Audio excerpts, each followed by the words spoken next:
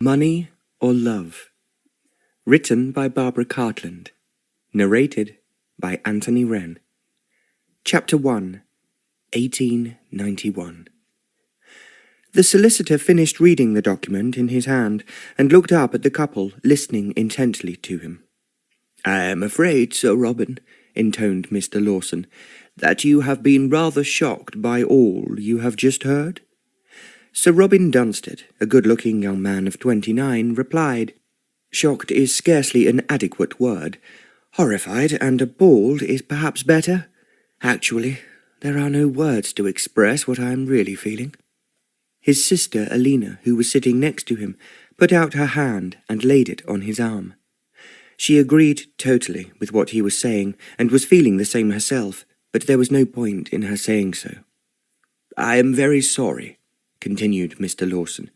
"And, of course, Sir Robin, unless you wish me to tell anyone, everything I have told you will remain strictly confidential to myself and my partners." "That is just what I would wish," replied Sir Robin. "Equally, I am wondering if you are absolutely sure there is nothing left in the house that is not entailed." The solicitor hesitated for a moment. He was an elderly man with white hair and had served Sir Robin's father for over 40 years. He knew more about the family possessions than anyone else. "I think," he stated solemnly after the silence had become almost unbearable, "that I must now be completely honest with you." "I agree." Sir Robin nodded his head. "Speaking frankly, Sir Robin, your father has been through the entire house perhaps a dozen times looking for anything he could sell. We found some small, unimportant objects, but I can assure you that there is nothing left worth more than a few pounds that is not entailed."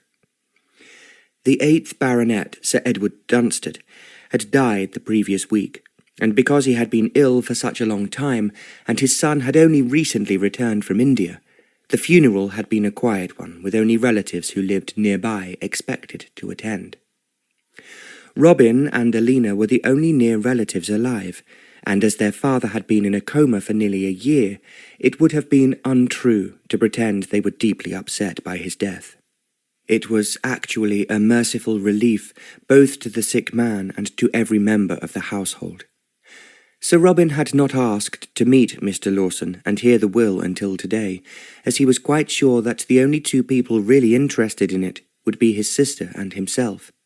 He remembered with horror that when his father first became ill, he had agreed to the solicitor's suggestion that the relatives who relied entirely on Sir Edward for their income should be given the capital sum they would have expected on his death. This meant that his son, who was serving in India, would not be required to sign any more of the monthly cheques that were sent out to the relatives. Now, with the will read, Mr. Lawson had made it very clear that there was nothing left. Sir Edward, before he became ill, had spent money lavishly, as if he was an immensely rich man. And when he had no ready money, he merely sold something from the house and spent the proceeds. This had been easy, as Dunstead Hall in Oxfordshire was one of the most outstanding and historic buildings in the whole country, filled with the prized antiques and objects d'art. It originally dated back to the 15th century, and had been added to and improved, especially in the previous century. The Adam brothers themselves had added a new facade and built on 2 side wings. It seemed absurd for one man to live alone in such an enormous building, but no one in the family had been brave enough to criticize Sir Edward. Most of them lived far away, and his only son was serving in the army in India. His daughter, Alena, since the age of 16, had been educated at the most select seminary for young ladies in Florence. Because it was a long way to return home for the holidays, she had spent time with her friends in France and other countries of Europe, and this had certainly enhanced her education and use of languages. But her absence had made her completely unaware of her father's financial position. Because of his 2 magnificent houses and the way he lived, she had always imagined him to be enormously rich. Now she and her brother were told that there was nothing left but the houses and their contents, all of which were entailed on the new baronet, and in turn onto his son, if he could ever afford to have one. Alena, at 18, was very lovely. In fact, ethereal was usually the word most people used to describe her. She had sat silent while Mr. Lawson read out their father's will, her lovely face inscrutable. She now found that it was impossible to find words to express her feelings. "I suppose," her brother asked after a long pause in which he had been thinking deeply, "I am not allowed to sell the house in London?" "That is entailed too, Sir Robin, so I would suggest that you rent it out. But it is very large, and since it has not been lived in for several years, it will require a great deal of restoration, which of course I cannot afford." Mr. Lawson nodded. "And what about the estate?" The solicitor, who was a kindly man, sighed. "I am afraid that 2 years ago your father sold the few hundred acres that were not entailed. The rest, like the garden, the stables, and of course the private racecourse, which are all still in very bad repair, are also entailed." Sir Robin and his sister had already been informed that the Dunstead trustees, one of whom was Mr. Lawson himself, came round once a month to make sure that everything was intact and in place. What was really outstanding about Dunstead House was its magnificent collection of pictures that were always the envy of every art collector. But from where she was sitting now, Alena could see a picture by Rembrandt, another by Frans Hals, and a third, which she had always especially loved, by Raphael. It was his famous picture of St. George and the Dragon. It passed dramatically through her mind now that if anyone had a dragon to fight, it was her brother, his dragon being the misery of complete poverty. She looked up at the Raphael as she pondered their situation.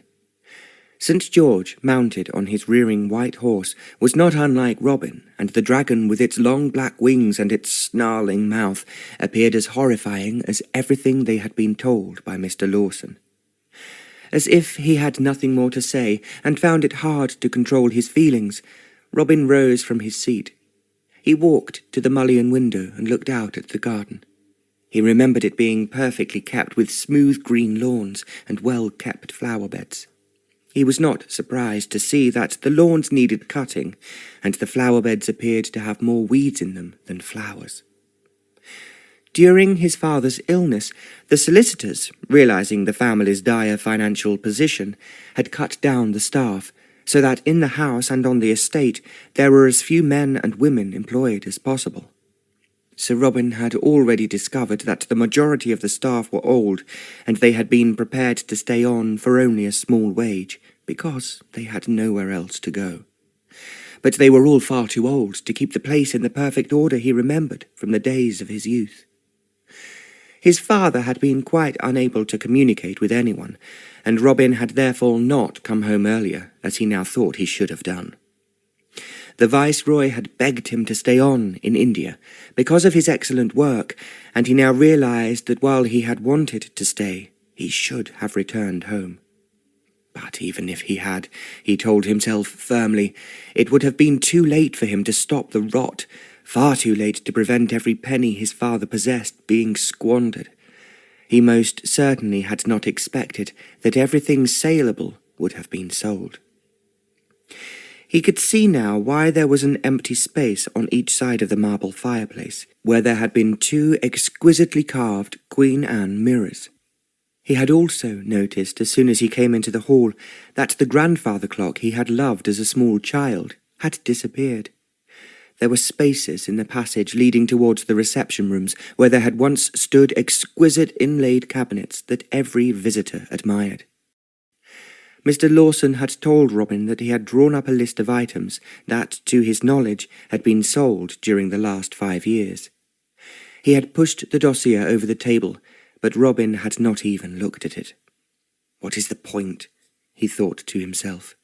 They had all gone, and as there was little chance of their ever returning, it was a sheer waste of time regretting their disappearance. What he needed to think about now was just how he and his sister could live without raising money with 2 large historic houses on their hands. He was quite certain that he would be blamed for letting matters deteriorate so far without knowing about it.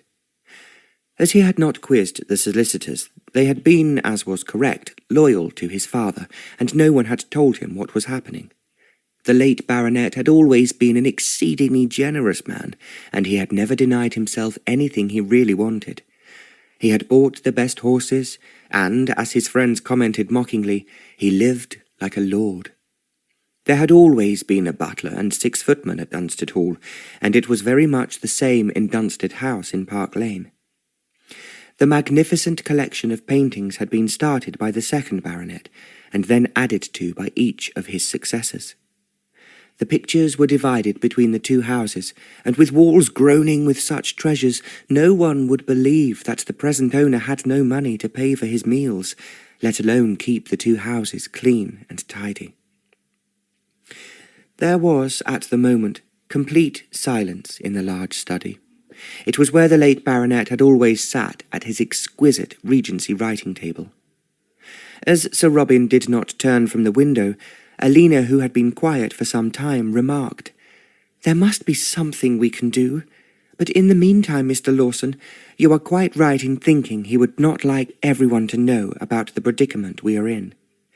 "You can trust me, Miss Alena.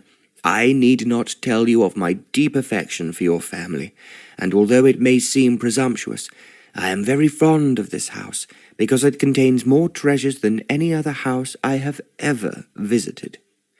"Treasures are certainly here, but I am wondering how we can keep them clean and from falling off the walls, as even the cords that hang them need replacing." Alena spoke as if she was very close to tears. "I am certain," Mr. Lawson added, "that Sir Robin will find some way of making money. After all, he bears a distinguished and ancient name, and I am sure that there are many companies that would welcome him as a director." Robin turned round. "I have been thinking that, at the same time, it would be a considerable disadvantage if they knew that the director who was there to help them in making money was himself completely penniless." "I agree with you," Mr. Lawson responded quickly. "That is why I have never breathed a word to anyone about your father's position, although I and my partners have for some months felt that something should be done." "I think I should have been told much earlier, but we will not talk about it now. My father is dead, and I have taken his place. Somehow I have to keep my sister and myself alive and preserve the contents of this house, and the one in London." "You could, possibly," Mr. Lawson then suggested tentatively, "put the pictures into storage, or loan them to one of our best museums." "And make sure everyone is aware of our position. Of course I cannot do that. Besides, the house itself, as you well know, is part of our British heritage." Mr. Lawson made a helpless gesture with his hands, but he did not say anything further. "What I am going to ask now is that you leave copies of my father's will for me and my sister, and the list of everything that is entailed in both our houses, and, as you have just promised, on no account tell anyone of our present situation." "I promise you, Sir Robin." "We need to talk things over between ourselves, and when we have come to a conclusion, we will contact you." Realizing that he was now dismissed, Mr. Lawson rose from the table, saying, "I can only offer you my deepest sympathy, as well as my condolences, and I assure you that I will help you in any way I possibly can." There was a faint smile on his lips as he added, "In fact, to be very practical, we will not send you a bill for our services during the last 6 months until you are in a position to pay it." "I am most grateful," replied Robin. He escorted Mr. Lawson to the door, shook him by the hand, and left him to find his own way out. He then turned to face his sister. "What are we going to do, Alena? What the devil can we do?" "I was just wondering the same, Robin, and in fact, praying that we shall come up with some good ideas." "I suppose," he asked, walking to the mantelpiece, "there is no point in looking round the house. After what Mr. Lawson has said, I think it would be a waste of time. I was just looking at this list he has left us, of the items that have been sold lately, including most of the silver. I'm quite certain that the George III tea set will be entailed, and so will the silver and gold plates." Her brother sighed. "It is no use making ourselves miserable, looking at that list, Alena. What we have to do now is think of how we can make money, which I suspect at least half the men in England are doing at this very moment." "Well, what quite a number are doing, especially those with titles, is going to America and looking for an heiress. As you have been away for so long, you probably haven't heard about it." Her brother stared at her. "Looking for an heiress?" "It has lately been the smart thing in New York for an American heiress to marry an Italian prince, if one is available, or a French duke." "It makes me feel quite sick. In any case, I suppose as a mere baronet I would not qualify." "The girls at school were very thrilled when Prince Colonna became engaged to an American heiress, and the newspapers in Florence reported that the list of American ladies marrying Italian nobles was too long to be printed in one issue." Robin laughed as Alena added, "Your baronetcy, plus the pictures, should count up to 1 million or 2. "The whole idea horrifies me, Alena. But I did read in the Indian newspapers that Jenny Jerome, whoever she is, has married Lord Randolph Churchill. And Lord Craven, who I think Papa knew, married an American heiress." "If you are insinuating that I should be a fortune hunter, I take it as gross insult. I have no intention of marrying anyone, and certainly not a woman who is only interested in my title." Alena smiled at the violence in his voice, but did not reply. "If it comes to that, Alena, how about you marrying a millionaire? After all, you are a very pretty girl, and you are bound to receive many proposals, so if we are lucky, the man you accept could help us restore the 2 houses." "He would already have a house of his own," Alena objected. "But like you, I have no intention of marrying for money, only for love." "I have an idea that love is going to be something neither of us can afford, but I have no intention of hawking my baronetcy around in the hope that some American will take a fancy to it." "Seriously, Robin, we have to do something. We cannot just stay here and wait for the roof to fall in on our heads. And the same applies to the house in London. I drove past it today on my way here, and thought how fine the old family home looked from the outside, even though the windows were all shuttered." She drew in her breath. "It is most unfair, and I feel angry about it. Before I went off to Florence, Papa promised me he would give a ball for me when I became a debutante, and that is exactly what I should be at this moment. Papa must have known then that it was a luxury he could not afford." "I expect there was something still left in the house he could sell," Alena remarked practically. "There seems to be so many gaps on the walls now that he must have sold enough to give 12 balls if I had been in England." Robin threw himself down onto an armchair. "If you are moaning about a ball you cannot have, I am feeling miserable that the stables are empty. When I was in India, I used to dream of the racecourse, and how I enjoyed taking Papa's excellent horses over the jumps. I was always planning to build them higher and have even better bred horses when I took over the estate." "I know exactly what you must be feeling," Alena sympathized. "And as I feel the same, we can cry together, but that is not going to do us any good. We must be practical and find some way to preserve our heritage, and especially the pictures." She looked up at St. George striking the dragon. She mused that if poverty was an enemy they could fight like a living creature, it would make their lives so much easier. "I suppose," Robin reflected, "that if we took one of these pictures abroad and sold it, we would be caught by the suspicious trustees and doubtless convicted of theft." "You can bet we would, Robin. And you heard Mr. Lawson state that the trustees come round the 2 houses every month. A missing picture would be the first thing they would notice, and they would make a big hue and cry." She gave a laugh before she added, "Don't forget, that as head of the family you cannot possibly allow a scandal of any sort." "It would certainly be a huge scandal, all right, if we die of starvation," Robin countered sarcastically. Alena shrugged her shoulders. "I expect there are some potatoes in the garden, if nothing else." Robin rose from the armchair. "Damn it!" he exploded. "I'm not going to die of starvation, nor am I going to just sit here, just thinking what a pity it is that our papa has spent every penny we possessed. It was wrong and wicked of him, but you and I are not going to behave like nincompoops who don't even have the strength to save ourselves." Alena clapped her hands. "That's the way I like you to talk, Robin, and I feel quite certain you will find a solution of some kind." There was silence until Robin exclaimed, "I think I have an idea." "What can it be, Robin?"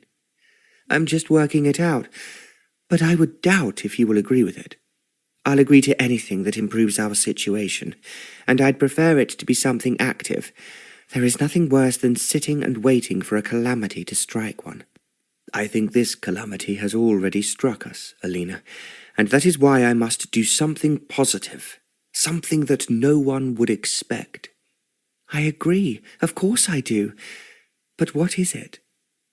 "I was just thinking," he began slowly, "that when you talked about Englishmen with titles looking for a rich bride in America, they are going the wrong way about it." "What do you mean?" "Well, it's degrading for a man to sell his title, and even more degrading to admit that he has to do so." "Of course, that is true, Robin, but the Italians have cashed in on it, and the English are now following them. I suspect that all you need to do is to visit New York." "I still say it's going the wrong way about it. What they should be doing is staying here in England and making the American heiresses seek them." "I don't know what you are talking about, Robin, and how can this idea of yours affect us?" "What I'm thinking is that now Papa has died, I am the 9th baronet, which would seem very romantic to a large number of women, if I was also a rich man, with a magnificent house in London and a famous art collection known all over the world." "Well, you most certainly have the pictures," agreed Alena, "but the houses that hang the pictures are dilapidated, and your guests for dinner will hardly be amused to be served a poor menu with only water to drink." "That will not be the case if they come to England to meet me or are here already, as I suspect some of them are. They will all come to Dunstead House in London and be received in the hall by the same number of liveried staff as there were when I was a boy. The cuisine will be just superb and the champagne sparkling. The host will be waiting for them to admire his pictures, his way of living, and of course, himself. Well, that is a delightful daydream, Robin, but just like fairy gold, it vanishes when you touch it. And who is going to pay for the footman and the fine champagne?" "That's the only snag, Alena. We must think how it can be done. Then I will open your season in London by throwing a ball for you." "I think you are raving mad. You could not afford to pay the orchestra, nor could I afford to buy a new gown. Oh, Robin, do let's talk sense." "I am talking sense," he insisted. "It's what I am intending to do. Although first of all I have to think how I can somehow raise the money to be able to achieve it." Alena stared at him. "Are you really serious?" "I am deadly serious. I have no intention of going around in rags and tatters and asking the rich folk that you and I have to marry to be sorry for us." "So I come into it too?" exclaimed Alena. "Of course you do. But you have to marry someone who can afford to keep you, and naturally he must be in love with you. In the meantime, you are not going to have a proposal from anyone, even the dustman down here." He drew a deep breath and went on positively. "We are going to London, and we are going to open up the house. As your father's daughter, a great number of people will only be too delighted to invite you to endless parties, where you will go suitably attired. And who is going to pay for my gowns?" "I am, as soon as I can get hold of some money." "And just how are you going to do so?" It is just a question of managing for a short time. Then, when we marry money, we can pay it all back. I think the whole idea is mad, Robin. If, as I suspect, you are going to do something illegal to obtain the money, then we shall both end up, if not in prison, at least in disgrace, and no one will speak to us for the rest of our lives." She spoke very passionately, and to her surprise her brother laughed. "I was very certain that was what you would think. But you are wrong, and you are going to do it all my way. I promise you that if we fail, it will be sheer stupidity on our part, and not because we don't have the opportunity we are looking for." "What opportunity, Robin?" He sank down beside her on the sofa and took her hand in his. "Now, listen to me, Alena. You and I are practical people. We have to face the fact that neither of us can live without money. The only way is to marry it." He paused before he added, "But I am not crawling around kissing someone's feet because they are made of gold, and nor are you. If you do it my way, people will become interested in you, first because you are from a good family."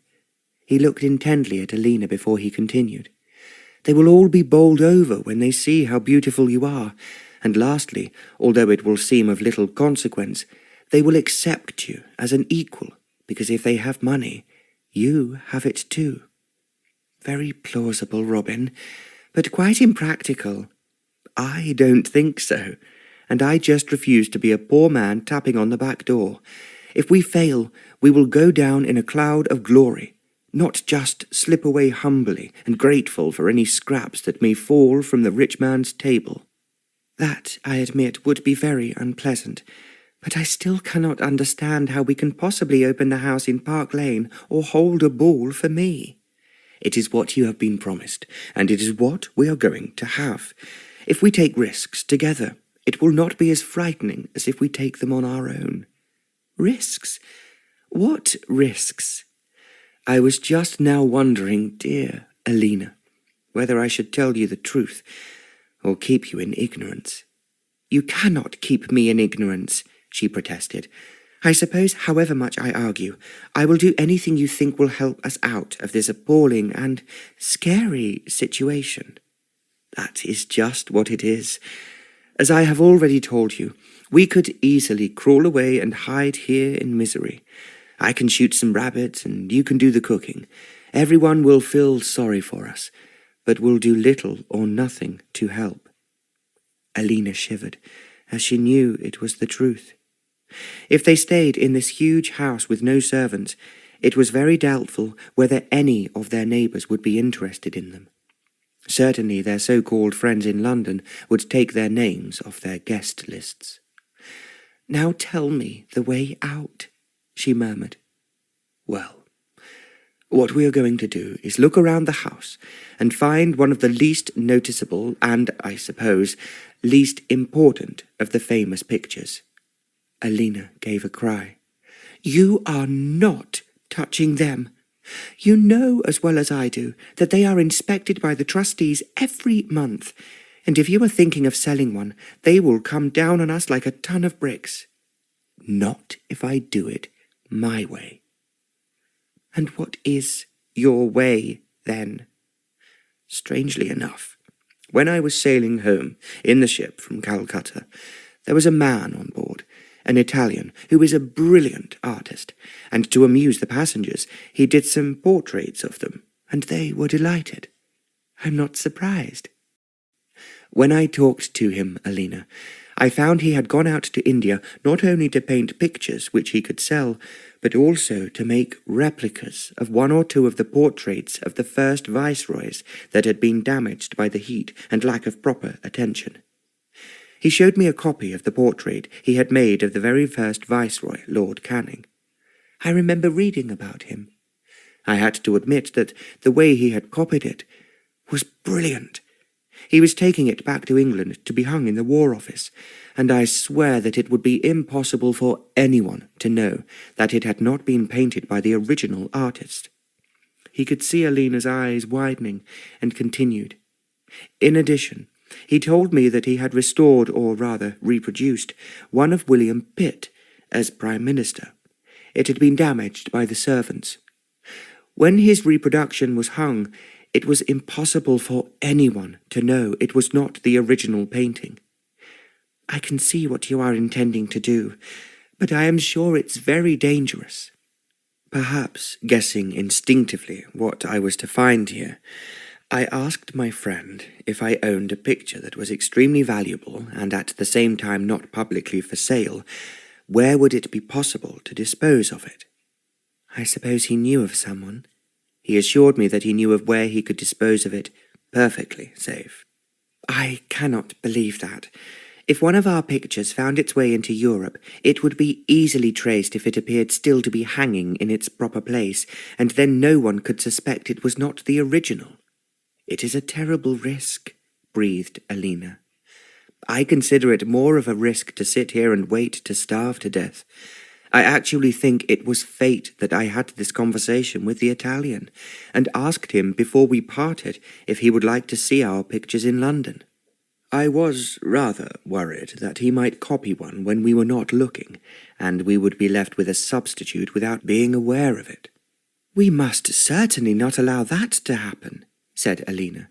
And now that I think of it, most of our very best pictures are hanging in London.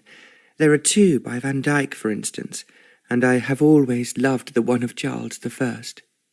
I like that one too, and would hate to lose it. There is also the picture by Rembrandt that Papa was so fond of, and I have always adored Boucher's Cupid and the Graces. I have no intention of letting that one out of my sight. But you and I, Alena, are aware that there are some attractive pictures in the collection that are so dirty from old age and neglect that no one would give them a second glance. There was silence, and then Alena asked, You really think that this idea, which seems crazy to me, will work? It has to. We cannot afford failure. I agree with you. But equally I am frightened that we are doing something wrong and will be found out.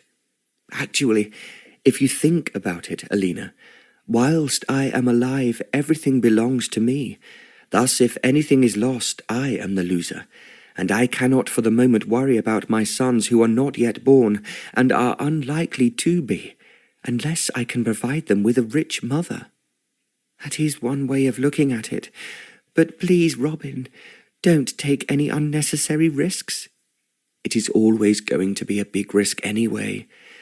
I am driving to London tomorrow to find my friend and see how much money he can advance me immediately so that we can open the house and start planning your debut.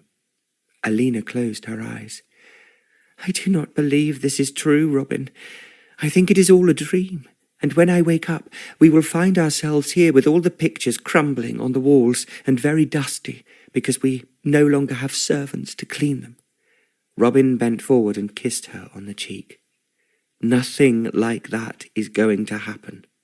We are both crusaders, starting out to defend our rights and ultimately to be completely successful in finding all we seek.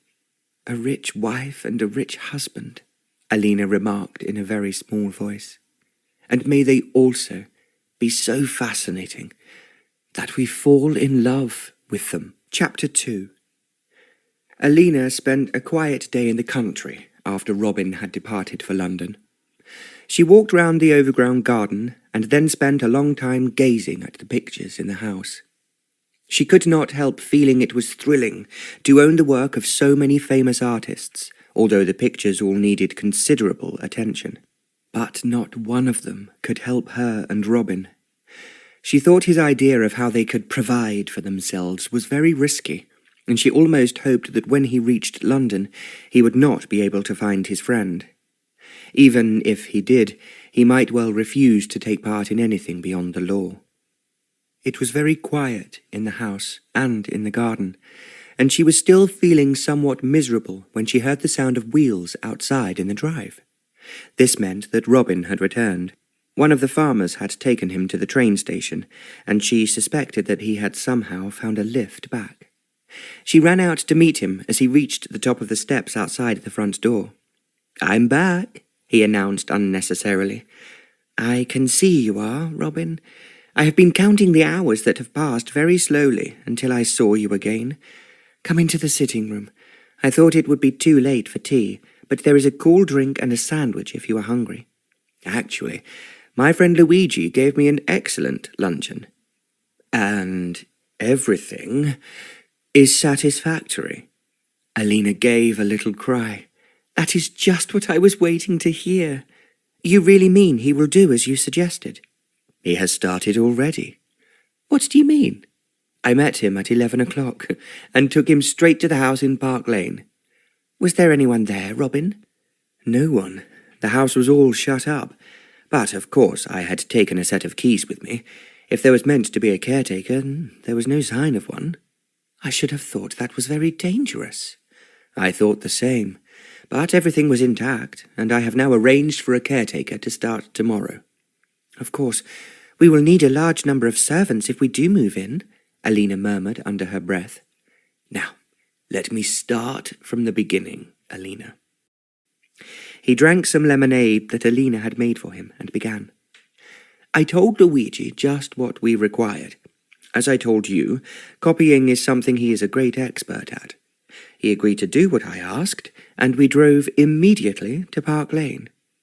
Alena was listening and holding her breath, as she just could not believe that Robin's extraordinary plan could really be put into action. As we both expected, the house is dusty inside and somewhat dilapidated, but not really quite as bad as I expected. Well, that's a relief, she exclaimed. It will surely save time, which is more important than money. Alena wondered why, but did not want to interrupt him with too many questions. Luigi walked down the picture gallery, and I knew he was thrilled by the pictures. The Bouchers and the Gainsboroughs particularly excited him. Oh, I am sure they are too well known. Everyone who paid a visit to the house in the old days praised our Gainsboroughs, the Van Dycks and the Rembrandts. Luigi is sharp enough to realize that. Therefore he chose two of our oldest pictures that he thought would not be as well known, even by art experts, as those you have just mentioned. Which ones are they? Perhaps it will surprise you, but one was St. Mary Magdalene with a candle by Latour, which was painted somewhere between 1630 and 1635. Alena was looking surprised. She could recall this picture because she had never thought it particularly attractive. At the same time, she was knowledgeable enough to know that in the 17th century there had been great devotion to Mary Magdalene in all Catholic countries. She could remember her father telling her that the saint's beauty had made her more appealing to members of the church because of her repentance. The picture itself, Alena remembered, was not one of her favourites. The saint's body was all enveloped in a mysterious darkness, with only a candle to illuminate parts of her face. Now she thought of it, she remembered as a child noticing some books on the table by the candle. There was also a wooden cross and a scourge that was blood-stained, but Alena had not understood at the time that this was part of Mary Magdalene's penitence. When she grew older, she had turned away from the picture, feeling that it was rather unpleasant.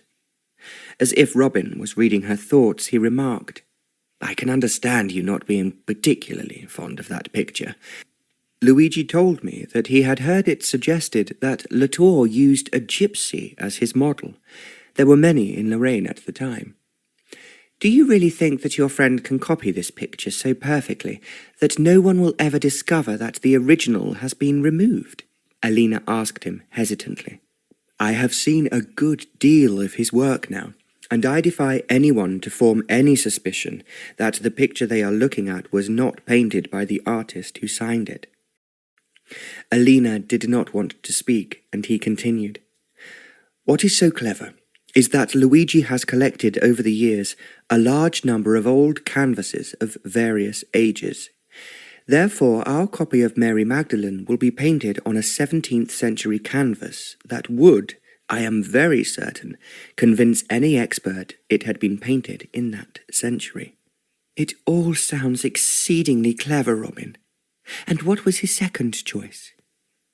That will be a surprise to you as much as it was a surprise to me. He paused almost theatrically. He next chose Portrait of a Man, Il Condottiere, which was painted by Antonello de Messina in 1475. Alena wrinkled her forehead. I don't think I can remember that picture. Is it the only one we have by that artist? The only one. But perhaps you will remember it more easily when I tell you it is still on its original panel of poplar wood. Alena gave a cry.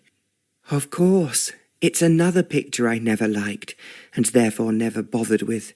The head of a rather ugly, frightening-looking man. Exactly, Alena.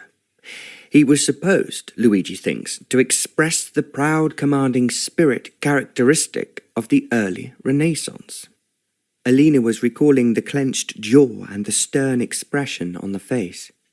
Their father had said that the scar on his upper lip showed he might have been a military leader, and that was why he was nicknamed Il Condottiere.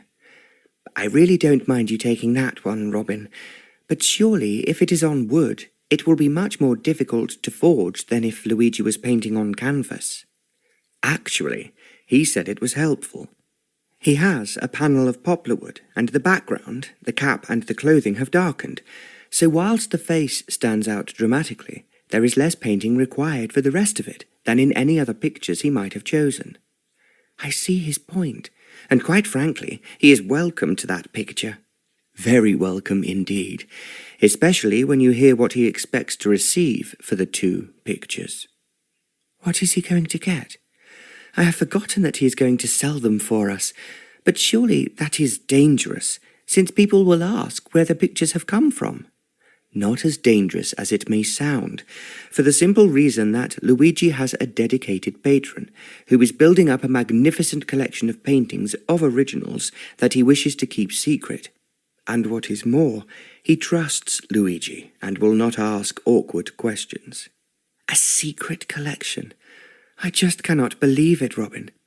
Would not any man who owns so many beautiful pictures like ours want to boast about them? Apparently, Luigi's patron, and incidentally he is a French duke and obscenely rich, has no intention of sharing his prized pictures with anyone. They are locked up in his chateau, and according to Luigi, he sits staring at them day after day and asks nothing more from the world. He sounds a little mad, but I suppose we should be grateful, as it is to our advantage. Very much to our advantage, Alena. And what do you imagine Luigi has advanced me already for these two pictures? And he is quite certain that when the Duke sees them, there will be much more to come. How much? £2,000. Alena stared at him. I just don't believe it. It's true, he insisted, and as Luigi had the money with him, I took it at once to the bank. That was certainly very sensible of you, Robin. It would be ghastly if it was stolen. It's going to supply us with everything we need at present. Thus, I want you to come to London tomorrow. We will move into the house secretly and not announce our arrival to the social world until we have made sure that the house is more or less shipshape. Is there really very much to do to it, Robin?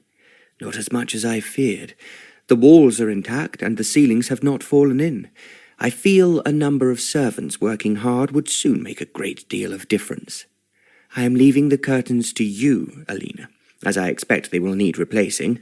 New cushions and flowers and candles in shining chandeliers will work wonders. Alena clasped her hands together. So, it really is true, she cried. You are quite sure that what Luigi gave you is not fairy gold? If it is, that's the bank's responsibility. I am quite certain from now on we are sitting on a gold mine.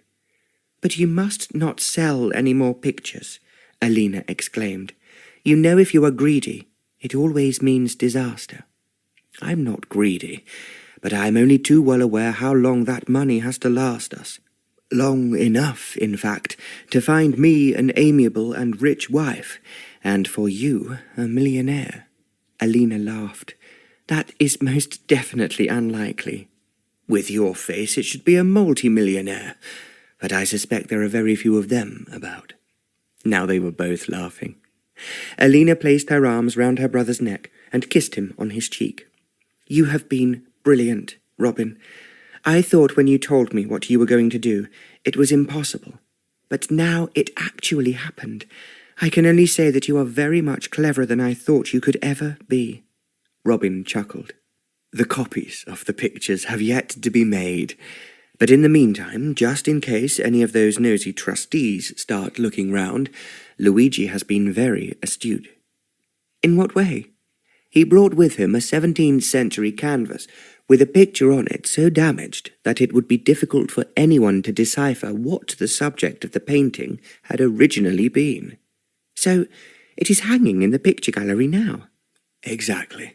And Luigi has promised me that a wooden panel in the same state of dilapidation will be in the frame of the Damascena by tonight." Alena gave a sigh of relief.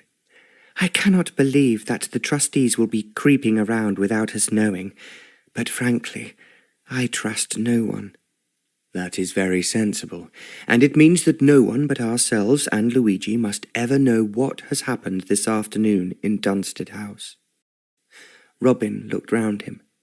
"Perhaps one day we will be able to afford to repair this house, but at present we have to concentrate on the one in Park Lane." "Yes, of course, Robin." "You will not be extravagant," he carried on, as if he was thinking it out for himself. "At the same time, I want to make a show. What you have to do, as soon as you have packed your bag, is to make a list of everyone you can think of who should be invited to your debutante ball."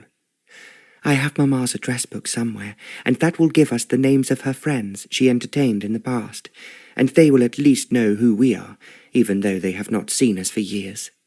"And I will make a list of the friends I had before I went to India, and those I have seen since. Even if they do not come to our ball, they will know we exist, and that, for the moment, is important." "Now what about clothes?" inquired Alena. "You can buy all you think absolutely necessary, but they must look costly and fashionable, and as if you had thousands of others waiting for you to wear." Alena laughed. "That will be the day. And naturally, dear Robin, I will be as careful as possible not to be extravagant." "Equally, Alena, your clothes must look spectacular.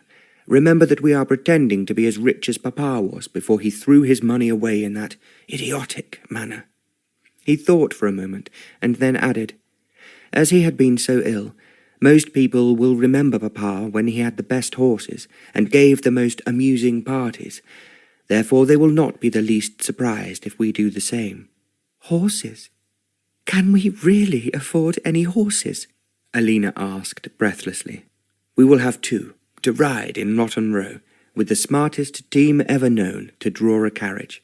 It is what is expected of a rich man, and naturally I will be talking about all the racehorses I intend to buy later in the season, when I have had a chance to look round at what is available." "I have never asked before, Robin, because I forgot about it. But what happened to Papa's horses that were kept at Newmarket?" "I inquired about them as soon as I returned. He sold them all, lock, stock, and barrel, with the stables thrown in." "He must have received a good sum for them." "It did not last him long," replied Robin caustically. Now there was a hard note in his voice, and Alena had heard it whenever he referred to his father. She could understand how bitter he felt at the way the family fortune had been dissipated. To change the subject, she added quickly, "Now, you must decide how many servants we will need in Park Lane. I remember the agency Mamma went to when she wanted a new housekeeper. You recall that Mrs. Dodson has died?" "Oh, that's a pity. She would have organised all this very easily without turning a hair." His sister smiled.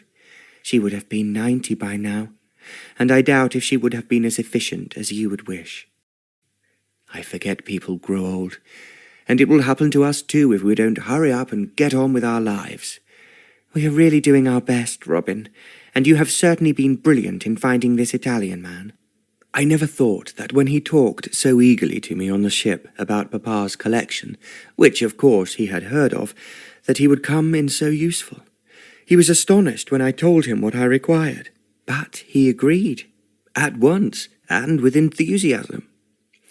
But all Alena could think about was that her prayers had been answered, and although perhaps God had helped them in some strange way, at least they did not have to sit around and do nothing. "What are you going to do about this house now?" Alena asked him. "I will give the 2 old dears who are looking after us enough money to make them fat and happy. We cannot do everything all at once, and Dunstead Hall in the country will have to wait until we have found our millionaires." Alena wanted to ask him what would happen if the millionaires never turned up, and then she just told herself she must not think negatively.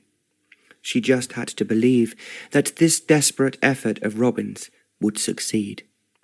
And then, somehow by a miracle, they could each be married, not just to very rich spouses, but to one who really loved them. "Please, God, please make it happen," she prayed in her heart. She continued praying as she went upstairs to pack the few clothes she was taking with her to London.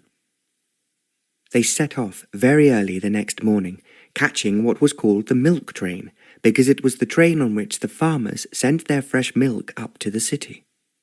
They travelled by 3rd class, and Robin said firmly that it would be for the last time.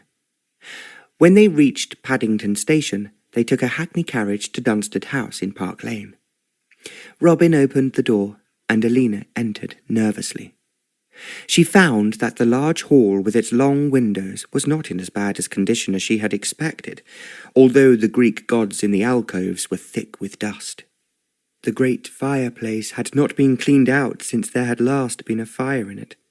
In the huge chandelier hanging from the ceiling, the candles had burnt themselves out, leaving black grease, but there was no real damage. They walked silently from the hall into the study, the room the family always used when they were alone, as the vast drawing room and the reception rooms on the 1st floor were kept for formal parties. When Alena had last seen the house, it had seemed to her surprisingly pretty. But now the black curtains needed cleaning, and the white panelled walls were dirty, but not badly cracked. The shelf of the exquisitely carved mantelpiece had been covered with beautiful pieces of china, but there was nothing on it now, not even the old clock ornamented with Dresden porcelain that Alena well recalled. She supposed they had all been sold. The large collection of family miniatures was still hanging on one side of the fireplace. Robin pulled back the curtains and opened up the shutters, and now Alena could see the famous collection of snuff boxes. Some of the more ornate and bejewelled ones were missing. What was most important was that all the pictures were intact. They were mostly by French artists like Boucher and Nicolas Lancet, each one priceless in itself, and they seemed to smile at them. Alena thought that they would still impress, as they always had, anyone who visited the house. Robin was watching her, and as she turned to look at him, he inquired, "Well, what is your verdict? It might be a lot worse, and it would not cost much to buy new curtains and covers. I think you will say the same of the drawing-room, Alena, but the ballroom is a real mess." They went to inspect it, but in fact, Alena was not as despondent as her brother. The walls needed repainting, and much of the glass in the tall windows opening into the garden was broken, but as she pointed out, the ceiling was intact, and the dance floor undamaged. "Again, I can only say it might be worse, Robin." "All right, Alena, we will carry out your orders here, and I will see to the stables, and more vital than anything else, the kitchen." "We cannot acquire the reputation of having a dirty kitchen." She was rather appalled when she saw it. Obviously, the last servants working in the kitchen when the baronet was ill had done little or nothing but feed themselves. The floor was filthy, and the walls were almost as bad. Most of the chairs were broken, and there seemed to be an extraordinary shortage of pots and pans. "They must have been a slovenly set of servants," Alena asserted sourly, "and I think they stole everything they could get away with." And this included the cutlery, although the trustees had checked all the silver. Robin looked round and commented, "Now I'm going to talk to a firm to undertake the restoration of the house. Luigi has given me the name of one he recommends. They were working on the last house he visited that belongs to someone most distinguished." He smiled before he added, Naturally, he would not confide in me the name of his client any more than he would reveal mine. Then at least he is honest, and I only hope he does not blackmail you. I don't think it will be worth his while. His patron, the Duke, gives him any money he requires to purchase the pictures he is collecting for him, and being an Italian, I am sure a considerable amount of it goes into his own pocket. Which is only fair. Exactly. He left Alena and went into the dining room, a most impressive room that could seat 50 or 60 people without any difficulty. The tables needed polishing, and the fireplace was as dirty as the others, but the furniture was outstanding. She knew that if the room was cleaned and properly lit, it would be as beautiful as it was when she was a child. Alena had been sensible enough to bring some food with her, and now she set it out on the table. Then, on an impulse, she found a key in the pantry that she thought must belong to the cellar. She went down the stone steps, remembering how frightening the cellar had seemed when she was small. Her father had sometimes taken her with him when he was choosing which wine he would drink at dinner. Now, as she opened the door, it was not surprising to see that the cellar appeared empty. There were only empty bins where the wine had once lain.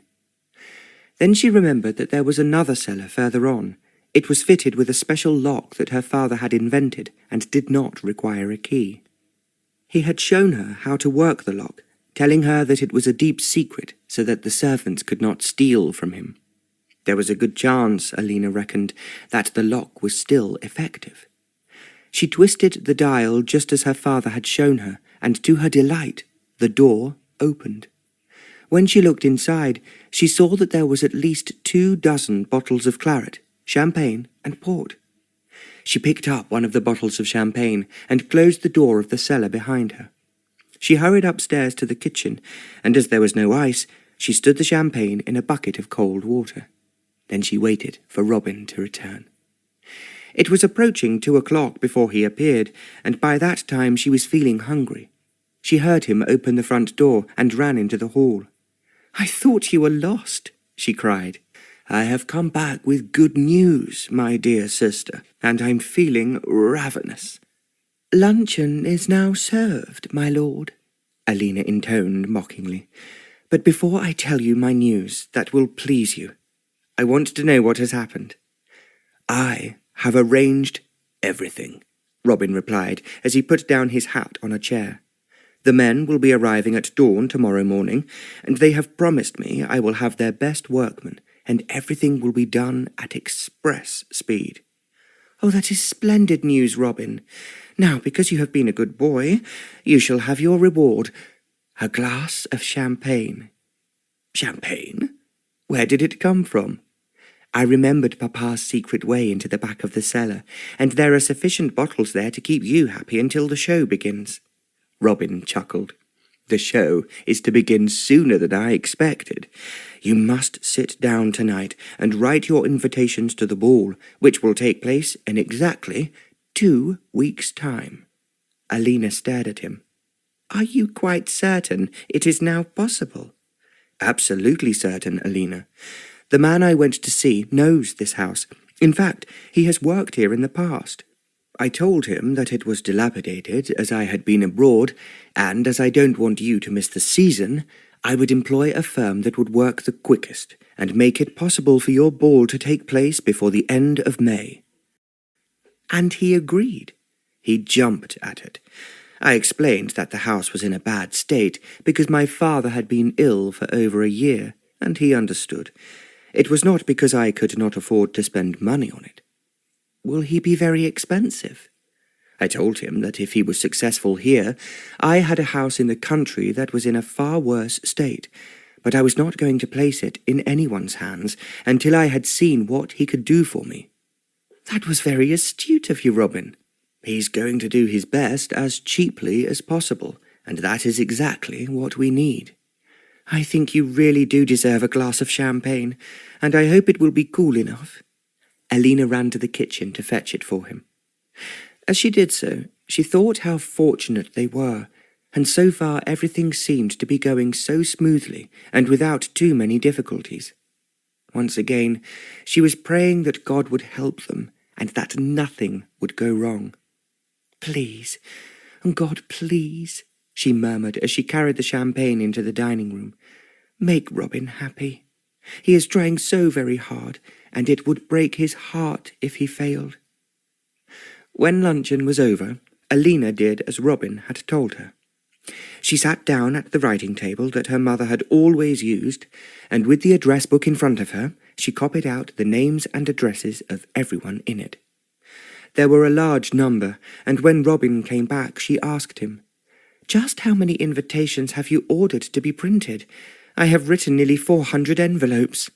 500, actually, and some will obviously be unable to come. Some may even be dead, but at least society will know we have arrived and are back on the stage. Alena smiled at him. "Very much so, Robin, and if the drama turns out as you expect, they will all want to come." "They will all come, but what we have to do is to make our party somehow unlike anyone else's." "What do you mean, Robin?" "Everyone gives a ball for a debutante, but you are different. You are prettier than the average boring girl, and I want you to do something that people will find amusing, exciting and unusual, and will always remember it." Alena threw up her hands. "You are asking far too much. What can I do short of walking in on my hands on the ceiling?" "I have thought of that, but it's not good enough. We must think of something that no one has done before, and which will be the talk not only of London, but of other countries, including America." "If you are still contemplating an American," Alena stated, "I can tell you, here and now, I have no intention of marrying an American."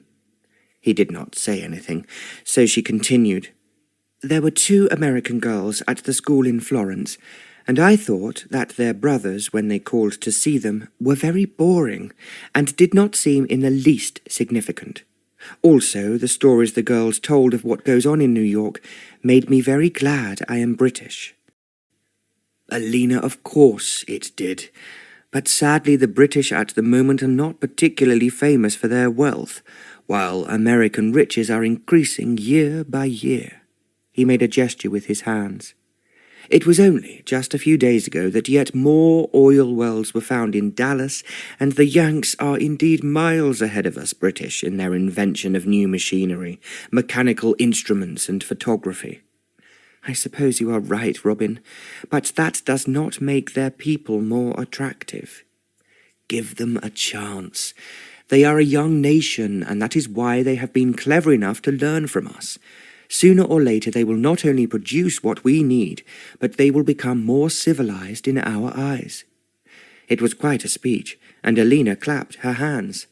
"Then 3 cheers for the USA," she cried. "But you must forgive me if I prefer England and the English gentleman." "In which case, I only hope he has something in his pocket," Robin added sarcastically. "If you let him marry you thinking that you hold the cash, I have a feeling your marriage will not be as blissful as you hope." Alena did not answer him, as there was nothing she could say.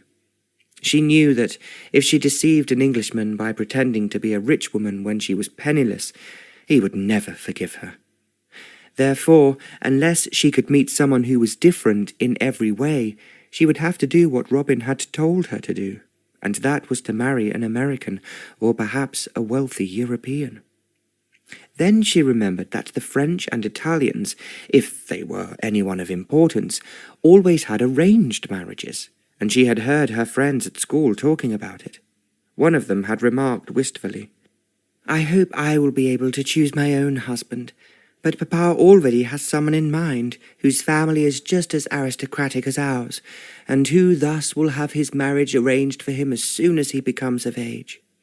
"Surely it must be so frightening," Alena had said, "to have to marry someone because your father approves of him, while you may think him horrible." The girl she was talking to had smiled. "Papa loves me, and I love him, so I know he will not choose someone who is repulsive. At the same time, as our family goes back to the 12th century, I can hardly have a husband who cannot also boast of his blue blood." Alena had no answer to this, but she thought then, as she believed now, that to marry any man without love, whoever he was wrong. Yet she had to tell herself she had no alternative.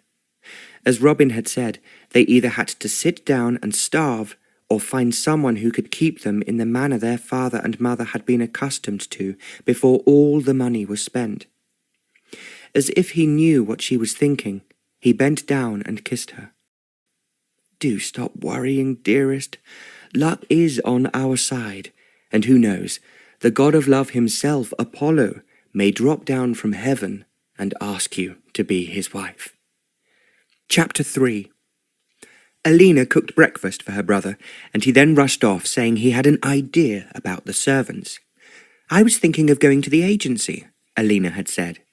"You can go this afternoon if I fail, but I have an idea that I know will please you if it comes off." He would not say any more to her, but left his sister curious as he hurried out of the house. Already the men from the firm Robin had engaged to begin the restoration of the house had arrived. Alena insisted that they worked on the kitchen first. "I absolutely refuse," she thundered, "to cook any more in that dirty place. It only wants soap and water to make it usable, even if it's not very pretty." "It must all be renovated properly," Robin agreed. "Otherwise the servants we employ will not think it good enough for them." Alena laughed. "I will believe it when I see it. At present, the only person you have to do everything is me." "And you do it very well," he conceded. "But I have other ideas where you are concerned." He hurried away, and she smiled as she washed up the cups and plates that had been used for breakfast. Then she went into the study and sat down, again at her mother's writing table. First, she took a long look at St. George killing the dragon, and told him that he should help her in her task that was just as difficult as his. Robin had not yet decided the exact date of the ball, so there was no point in her writing out the invitations that anyway ought to be printed or typed. "I think actually," he had said, "it might be more effective in the case of Mamma's friends if you put a little note inside. They would then feel obliged to help as Mamma is dead. And sympathy and cooperation is something we need very badly at this moment." "Very well, I will do as you suggest," she agreed. She thought, when he left her, that what she could do now was to write the same letter to everyone in Robin's name, explaining that he was giving the ball for his sister Alena, as, having been in mourning and in the country for so long, I want her to meet her parents' old friends. "I think that will sound rather pathetic," Alena said to herself as she wrote out the letter for Robin to approve. "We certainly need all the kindness we can get." It was nearly 1 o'clock when Robin came back. He burst into the room, telling her before he spoke that he brought exciting news. "I've done it. I have done it," he cried, "and I know you will be delighted, Alena." "Done what?" "I have engaged Burley to come back as butler." Alena looked at him blankly. "Burley? You surely remember him. He was with us as a footman for years. He became the butler when Papa was taken ill, and stayed until the solicitors sacked him." "Oh, of course," Alena exclaimed, "but I did not remember his name." "I suddenly recalled when I asked about him that he had gone on to White's Club. I went there this morning to find he was one of the stewards." "And he is coming back to us?" "He is delighted to do so, and I have told him what he is expected to do. That is to engage all the servants we require, and there are quite a lot of them." "It will be lovely to have someone who has known us before, Robin. How very clever of you to think of him."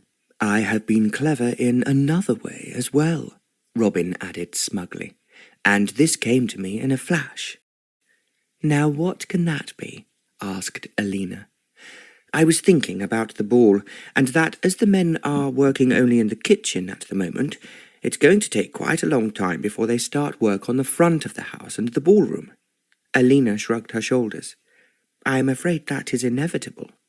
"Which would mean we would have to put off your ball until the end of the season, instead of giving it at once, so that you will be invited to all the other balls." "Well, naturally it cannot be helped." "Yes, it can, if you do what I want you to do." Alena looked mystified. You will invite all the guests in 2 weeks' time to a moonlight ball." She stared at him. "A moonlight ball?" she repeated. I was wondering what we could do that would be original, and then suddenly this came to mind. We can use the new form of electric lighting in the main rooms and the ballroom. Alena gave a gasp as Robin continued. But we shall not have time to install it completely. There will be just enough to create a huge moon that will throw a silvery light in the ballroom. Alena clapped her hands together. "Oh, it's a brilliant idea, Robin. What you are saying is that the guests will not see the dilapidated state of the walls and the pillars." "That is the idea. And if there are plenty of flowers, the place will look amazingly beautiful." He smiled before he added, "And, of course, you must wear a gown that glitters like moonlight." "You are so clever, Robin, that it is a great pity you cannot sell your brilliant ideas and make a fortune." "I promise you, Alena, that our moonlight ball will be a huge success.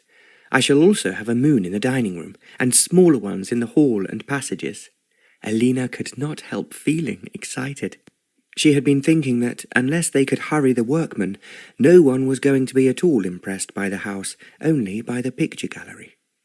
Now she thought that if Burley produced enough housemaids, they could easily clean away all the dust and polish the furniture.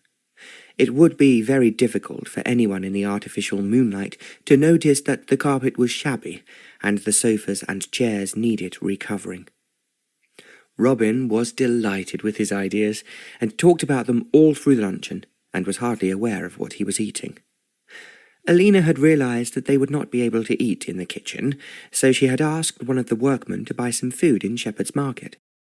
She had made a list for him of meat and fruit, a loaf of bread, and a large packet of butter, and she hoped that Robin would think it sufficient. As it was, he ate everything, drank some claret she had brought up from the cellar, and hurried off. He said he had so much to do, and Alena did not ask for details, as she thought it would delay him.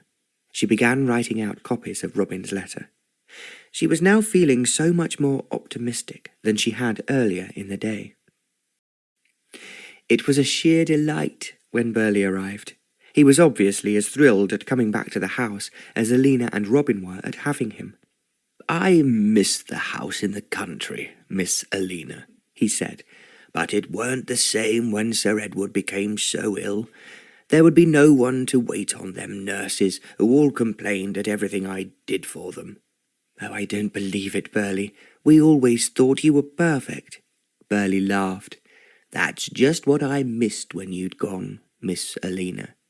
"Well, I hear Sir Robin has given you a free hand, Burley, so please find us plenty of good and hard-working housemaids. You can see the mess this house is in." "I'm not surprised, as it's been empty for so long, but I'll soon make it shipshape. Don't you and Sir Robin worry. Just leave it to me." He went off to visit the agency, and as Alena was to find out later, he got in touch with some of his friends, who were only too pleased to join him. Alena realized that, of course, Robin had let Burley think that money was no object. Now their father was dead, everything that had gone wrong during his illness had to be forgotten. "I was always afraid you'd not be able to open this house, Sir Robin," Burley commented. Knowing he was very cautious, Robin replied, "I have come into some money I did not expect, so I can now see Miss Alena has a proper coming out as a debutante, and that is why we must be in London." "Yes, Sir Robin, I can understand." Burley certainly did not skimp in engaging the staff they required. Fortunately, there was enough livery upstairs in the attic for the 4 footmen who would be on duty in the hall. There were 2 pantry boys cleaning the silver, as well as a scullion and 2 assistants for the cook. It was, indeed, fortunate, Burley remarked, that his older sister had been widowed the previous year, and would like to come back into service. She had been the lead housemaid to a distinguished nobleman, and therefore the position of housekeeper over 6 young maids was very much to her liking. It was a joy, Alena thought, to retire to bed so soon after their arrival and find everything prepared, her bed turned down and her nightgown laid out. Hot water was in a brass can on the washstand, and the dust in the room had disappeared as if by a magic hand. Robin had naturally taken the master bedroom, and Burley was valeting him until he could find someone who, in his words, was up to the job. "I'm so happy with you here, Burley," Robin had said quietly. "That's as may be, Sir Robin, but when things get busy, I can't attend to your clothes in the way I'd want, and having the dining room up to scratch as well. I'll find a valet, but he's got to be someone I've complete confidence in." Robin smiled as Burley was certainly proving his worth. "It was brilliant of you to think of him," Alena said again the evening after he had arrived. Robin had other news that he thought fantastic. "I have just called in at the American Embassy," he boasted when he came home late for tea. "Why did you go there?" Alena asked him. "You know the answer. I was wondering how we could make the Americans aware of us as much as we are so aware of them." "You cannot be serious about both of us marrying Americans," Alena remarked nervously. "It's where the money is, Alena, and that, as you well know, is exactly what we need." There was a pause before he added, "and as quickly as possible." Alena knew he was telling her that even the large amount of money they had received from the Italian artist was not going to last forever. She therefore waited curiously and apprehensively for him to tell her what he had achieved at the embassy. "I introduced myself to the American ambassador and told him I was a huge admirer of the strides America was making, especially in shipbuilding and modern design of machinery. I hope he was impressed by your remarks." "He was indeed, and I said I was thinking of going to America shortly myself, as I was contemplating buying a yacht." Alena stared in surprise at him as he went on. "I could think of no one who could provide me with one that was more up-to-date and had all the latest gadgets from the American firm, which has already produced some sailing ships that are far more advanced than ours." He must have enjoyed all that flattery. "He was very delighted, especially as I implied that I would be sparing no expense on any yacht I purchased." Alena laughed because it all seemed so ridiculous.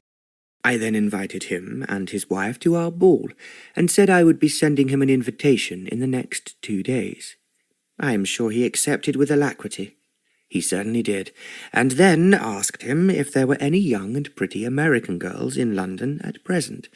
I thought it would be nice for you, when you come with me to New York, to have some friends there already." Alena laughed. "Oh, Robin, you are too sharp for words." "I rather thought so myself, too, especially after the ambassador gave me this list." He drew some papers from his pocket and put them down in front of his sister. Alena saw that there were 2 pages of names and addresses. "Things are certainly moving quickly, Robin, but I'm afraid if we go too fast, we shall make mistakes." "The faster the better. We must get this ball going first. You will see that one of the girls named here comes from one of the richest families in the whole of the USA." Alena looked down and saw the name Mary Lee Vanderhart. "Is that her?" she asked. "Yes. According to the newspapers, she is worth, or rather her father is, 200 or 300 million, with even more to come." "Well, it ought to take you some time to spend that amount, but it would be a great mistake to count your chickens before they are hatched." "I'm well aware of that, Alena. The newspapers have also told me that she is very beautiful." There was a pause, and then Alena commented, "I'm certain that anyone with that money would be described as beautiful, even if she had a face like the back of a cab." "Now you're being cynical. And you, my dearest, will not only be far from beautiful than any of your guests, but will appear to have more money than any of them." Alena laughed. "I think this daydream of yours is gradually turning into a circus, Robin, and I'm quite certain the clowns will appear soon. The only clowns here will be us if we make fools of ourselves, Alena. This is our one big opportunity, and I assure you I am not going to make a mess of it."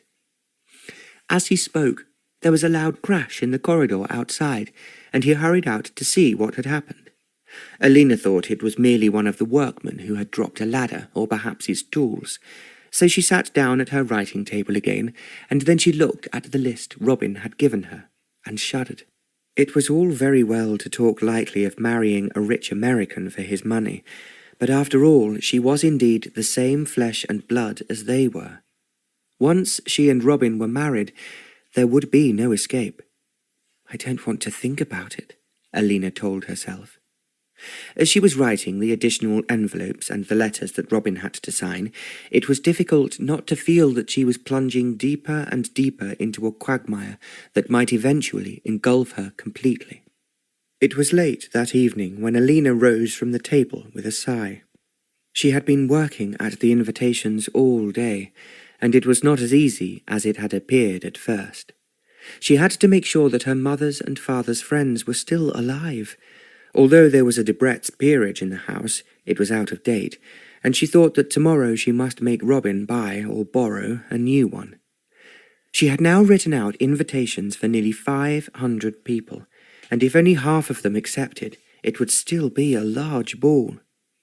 She hoped that Burley would have engaged to cook by this evening, although he did say he had an excellent chef coming the following morning, and in the meantime he would cook anything Alena required himself. Robin decided to go to his club. "I shall meet some friends there who will be delighted to be asked to the ball, and I would like to know if some of the officers who served with me in the regiment are still at Knightsbridge Barracks." He left at 7 o'clock, and Alena ate alone. Burley had felt that the enormous dining room was not yet properly cleaned would be somewhat depressing. Instead, he brought her dinner on a tray to the study, and she found that the supper he had prepared for her was delicious. It made her feel strong enough to go on until she had finished the task her brother had set out for her, but it had taken her far longer than she thought it would. When she glanced at the clock, she saw that it was nearly midnight, and that meant that Burley would have locked the front door and gone to bed. "We might engage a night watchman later," he had said, "but your father, Miss Alena, was always against our keeping a footman up all night, and I'm sure you'll agree it's unnecessary." "When you think just how long the house has been empty, it's so amazing it has not been burgled, but I don't think we need worry." "I'll get everything just perfect as soon as possible," Burley promised, "but it all takes time." "Of course it does, Burley, and I do think you have done wonders already." "As Sir Robin kindly keeps saying, but this be only the beginning, and we've a long way to go yet." When Burley said good night, he told Alena that he had put an oil lamp in the hall so that Robin would see his way when he returned, and the candles had been lit in her bedroom. They were using lamps and candles still, although Robin kept talking about electric light. Alena put down her pen. Her fingers were aching after the length of time she had been writing. Then she stretched out her arms and yawned. "If I don't retire to my bed soon," she thought, "I shall be late in the morning." She blew out the 5 candles, intending to grope her way to the door. Just as she was about to do so, she heard a slight sound outside the window. No one had drawn the curtains, and she had thought it rather pleasant when she looked up from her work to see the moonlight in the garden at the back of the house. The garden itself certainly needed much attention, but it was no use thinking about gardeners until they had engaged everyone they needed in the house. Alena thought the most sensible thing would be to find a firm to restore the garden as it had been originally, with a neat lawn, flower beds, and comfortable seats under the trees. There was also a fountain, but she was sure it had not worked for a very long time, and she knew that it was a luxury she must not ask for at the moment. Now, as she looked towards the window, she saw to her astonishment that there was a man outside. She wondered who it could possibly be. Perhaps it was Burley looking to see if she had shut and locked the windows before she retired to bed. Before she could decide if it was he or perhaps one of the new footmen, the window was pulled up from the bottom. Even as she stood, staring, the man slipped into the room and, turning round, he pulled the window back down behind him. It was then, when she could just faintly see his face in the moonlight, Alena realized that he was A stranger. It flashed through her mind that he could well be a burglar. Because she was so frightened, her voice trembled as she blurted out, "Who are you, and what do you want?"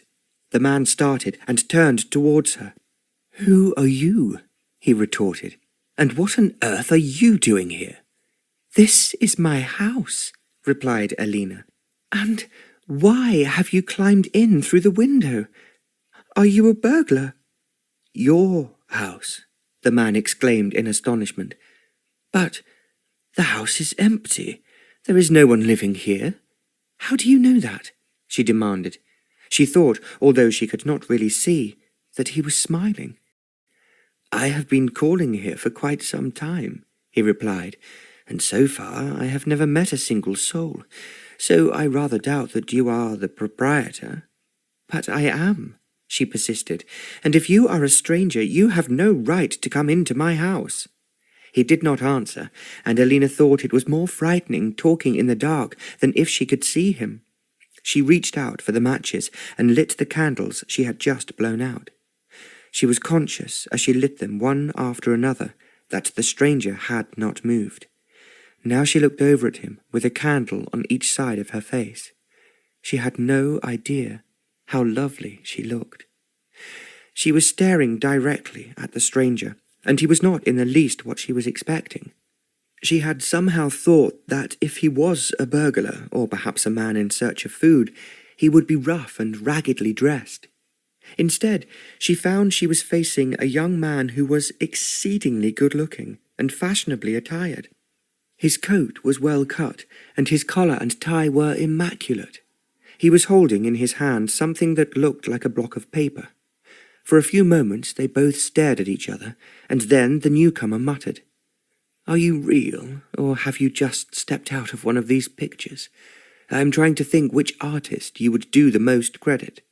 Alena gave a little cry. "Pictures?" she exclaimed. "You have come here to steal our pictures." The intruder smiled. "Not to steal them, just to view them, and to wonder how anyone who owned anything so unique and priceless could leave them so recklessly unattended." His voice was sharp as he added almost abruptly, "You might easily be burgled, and then you would lose your treasures that are completely irreplaceable." Because he spoke so sternly, Alena answered him without thinking. "My brother and I had no idea that the caretakers had left. We also thought that, as the house was empty, no one would be interested in our possessions." "Anyone with any sensibility and education would be fascinated by your pictures. I have come here a dozen times, and no one has ever repaired this window by which I let myself in, nor, for that matter, locked the doors."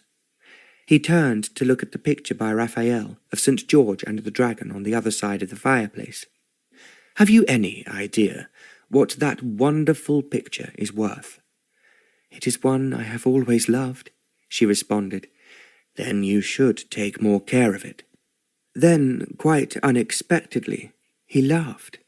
"Are we really having this conversation? Perhaps it would be polite if we introduced ourselves. I am Vincent Thurston, and I would willingly sacrifice an arm and a leg if I could draw and paint like Raphael." He walked a little further into the room as he spoke, and Alena rose from behind the writing table. "My name is Alena Dunstead, and you may know that my brother Sir Simon owns this house." "Then why does he not look after it?" "Because he has been serving in the army in India, and our father has just died." Oh, that explains it. Quite frankly, it has worried me that your magnificent art collection might be snatched away from you." "There were servants here at one time, I believe," Alena explained almost apologetically. "It would require more than 2 old caretakers to guard these treasures," he persisted. "If they were mine, I would require a regiment of soldiers to guard them by day and night." Alena sighed. "I think it would be too expensive for anyone, but I promise you they will be safe in the future." "That means, I suppose, that you will have a lock on the window, which, incidentally, I did not break but found broken. and I shall have to go round to the front door and beg you on my knees to let me come in." Alena laughed because it sounded so funny. "Perhaps, if you ask me very nicely, I will invite you as a guest." "Now, that is a different idea altogether. Suppose we sit down and talk about it." "I think firstly you should tell me why you are here, and how you have managed to come so often without anyone finding you," Alena questioned him. She settled down on the sofa, and he sat facing her in one of the armchairs. "I've been trying for years," he began, "to be an artist. Although I have a little talent, I know when I look at one of your masterpieces how very inconsiderable it is." "But how have you managed to look at our pictures without being discovered?" inquired Alena. "I think it must have been, just over a year ago, that someone was talking about the Dunstead art collection, and telling me that half of the pictures were in the house in the country, and the other half here in London." "That is indeed true. Because I was curious, I came over to look at this house, and found that the front windows were all shuttered, meaning the owners were not in residence, and there were only 2 elderly people going in and out of the basement." "The caretakers?" murmured Alena. "Oh, of course. When I made inquiries of my friends, they told me that the owner of Dunstead House and the art collection I was interested in was living in the country." He paused for a moment. "A few nights later, I climbed into the garden at the back of the house, which was not difficult as the mews was also empty. Then I came through the garden the same way as I did tonight." He paused again, and Alena murmured, "Do go on. I'm interested." "I saw that the windows at the back of the house were not shuttered, and thought I would peep through one of the ground floor windows, which actually looked into this room, and hoped there would be a chance of catching sight of one of the many masterpieces." "And you found that the catch was broken? How extremely careless of us." "That is exactly what I thought," he agreed, "and being naturally inquisitive, I let myself in." "If the caretakers had seen you, I would suppose they would have sent for the police." "I made quite certain that they did not see me, although I soon suspected as I came over and over again that they seldom left the kitchen, and if they did, they never bothered to go up to the next floor." "So you went straight to the picture gallery?" "I went everywhere. I could never have believed a house with such wonderful pictures could be so shamefully neglected." "My father was ill, and you must not blame me or my brother. I was in Italy being educated, and Robin was in India, where he was on the Viceroy's staff." "You are making me feel I was very stupid not to have put a Van Dyck or a Frans Hals in my pocket." "I can give you a firm answer to that," Alena cried. "You are a gentleman, so you would not be silly enough to steal as another man might have done." "Every gentleman can cheat if it is made too easy," he remarked. "But very fortunately for you, all I wished to do was to sit and copy some of your pictures, which gave me the greatest pleasure I have ever known." "So that is why you are here tonight?" "Exactly. And I have now managed to copy quite a number of your beautiful, marvellous, and unique treasures. The one I am actually working on at present is the most difficult one yet. It is the Piazza San Marco, painted by Francesco Guardi." "I love that picture," enthused Alena, "but I would be far too hesitant to try to copy it." "I have been rather successful with some of them," Vincent said. "At the same time, when I compare them with the original, I feel depressed." "I think it is very brave of you to care so much for your art that you risked being dragged off to prison if you were caught.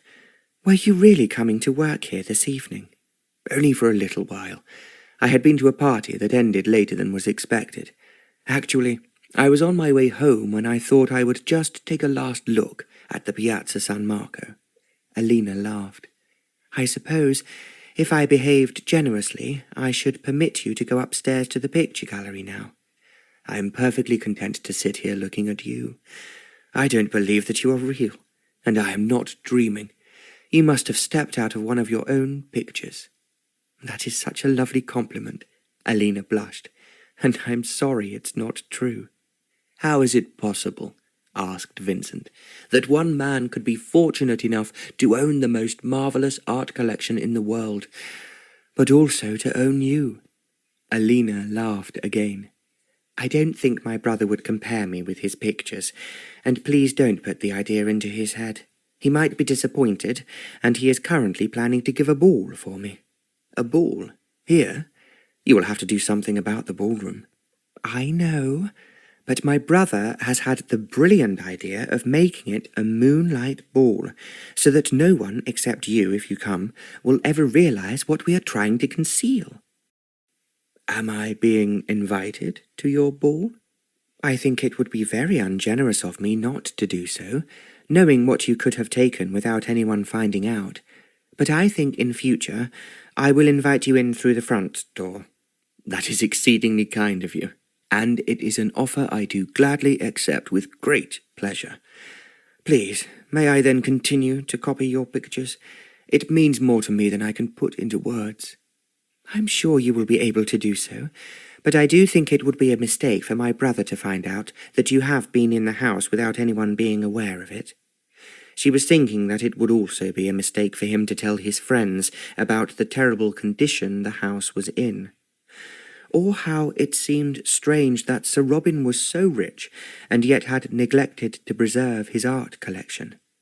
There was silence before Alena suggested, "I think perhaps if you call on us tomorrow and tell my brother how interested you are in his art collection, he would be delighted to give you permission to copy some of the pictures."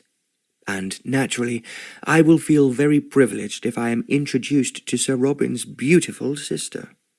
He smiled as he was speaking, and Alena thought he was definitely the most handsome man she had ever seen. "Why are you so anxious to become an artist?" she inquired. "It's a long story. My father wanted me to go into the family regiment when I left Oxford, but I had no wish to do so.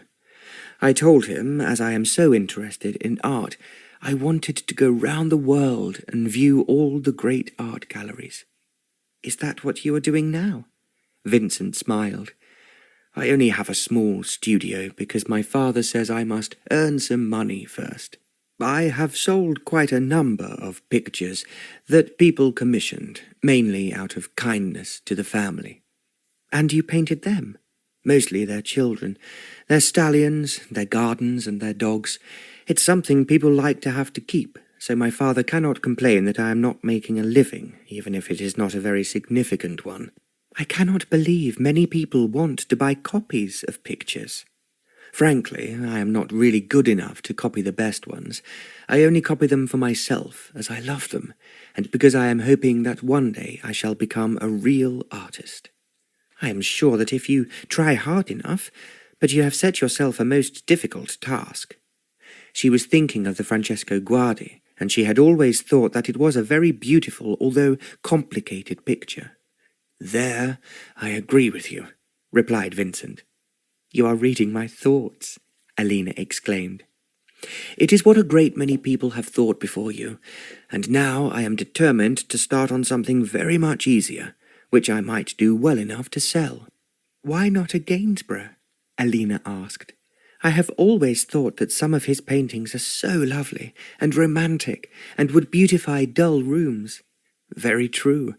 I have not thought of that myself, but I will try it. Perhaps his landscape with the mother carrying a baby and the reclining peasant would be a bestseller." "I am sure it would be," Alena said enthusiastically. "And why not the landscape, the cattle at the watering place?" Vincent wrinkled his nose. "Not cattle. Horses. Yes, I would love to become another Stubbs. What I would really like to do, and to do it for you, is the little girl with the dog and the pitcher. Do you remember that one?" "Of course I remember it. It's upstairs, but not in the picture gallery. It is actually in my bedroom." "Ah, that's why I missed it.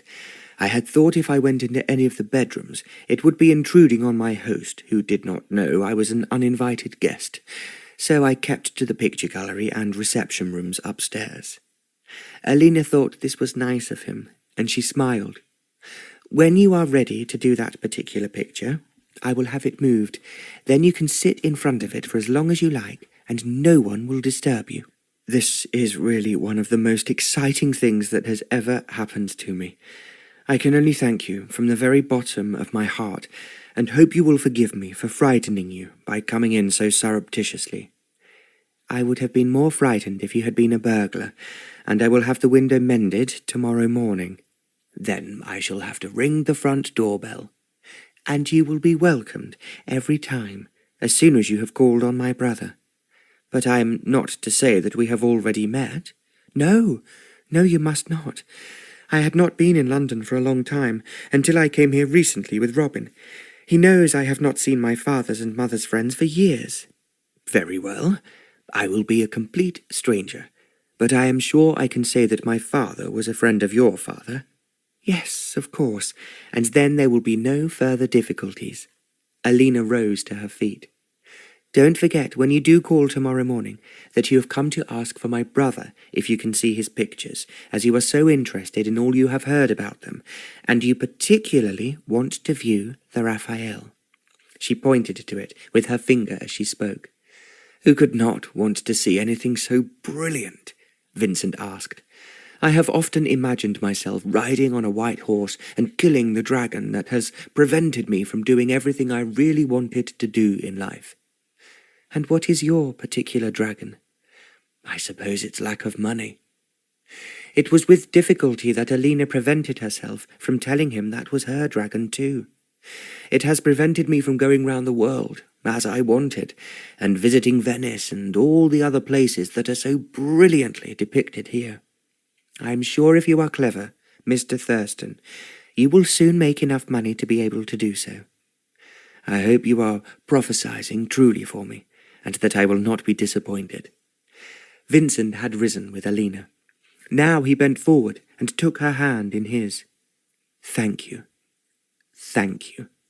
You are just an angel from heaven, or a Greek goddess from Olympus, come to help me when I most needed it, and I can only say that I am most indebted to you. He kissed her hand as he finished speaking, and she actually felt the touch of his lips on her skin. I think it would be a mistake, in any case, for anyone to see me leave by the front door. It would be safer for me to go back the way I came in, unless you have any deep objections. No, of course not, and I am sure you are right in thinking we should not take any risks.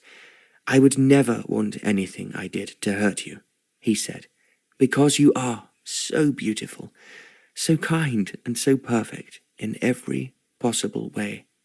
And I'm going to stay awake all night, wondering how I could ever be skillful enough as an artist to depict you on canvas. Alena smiled at him.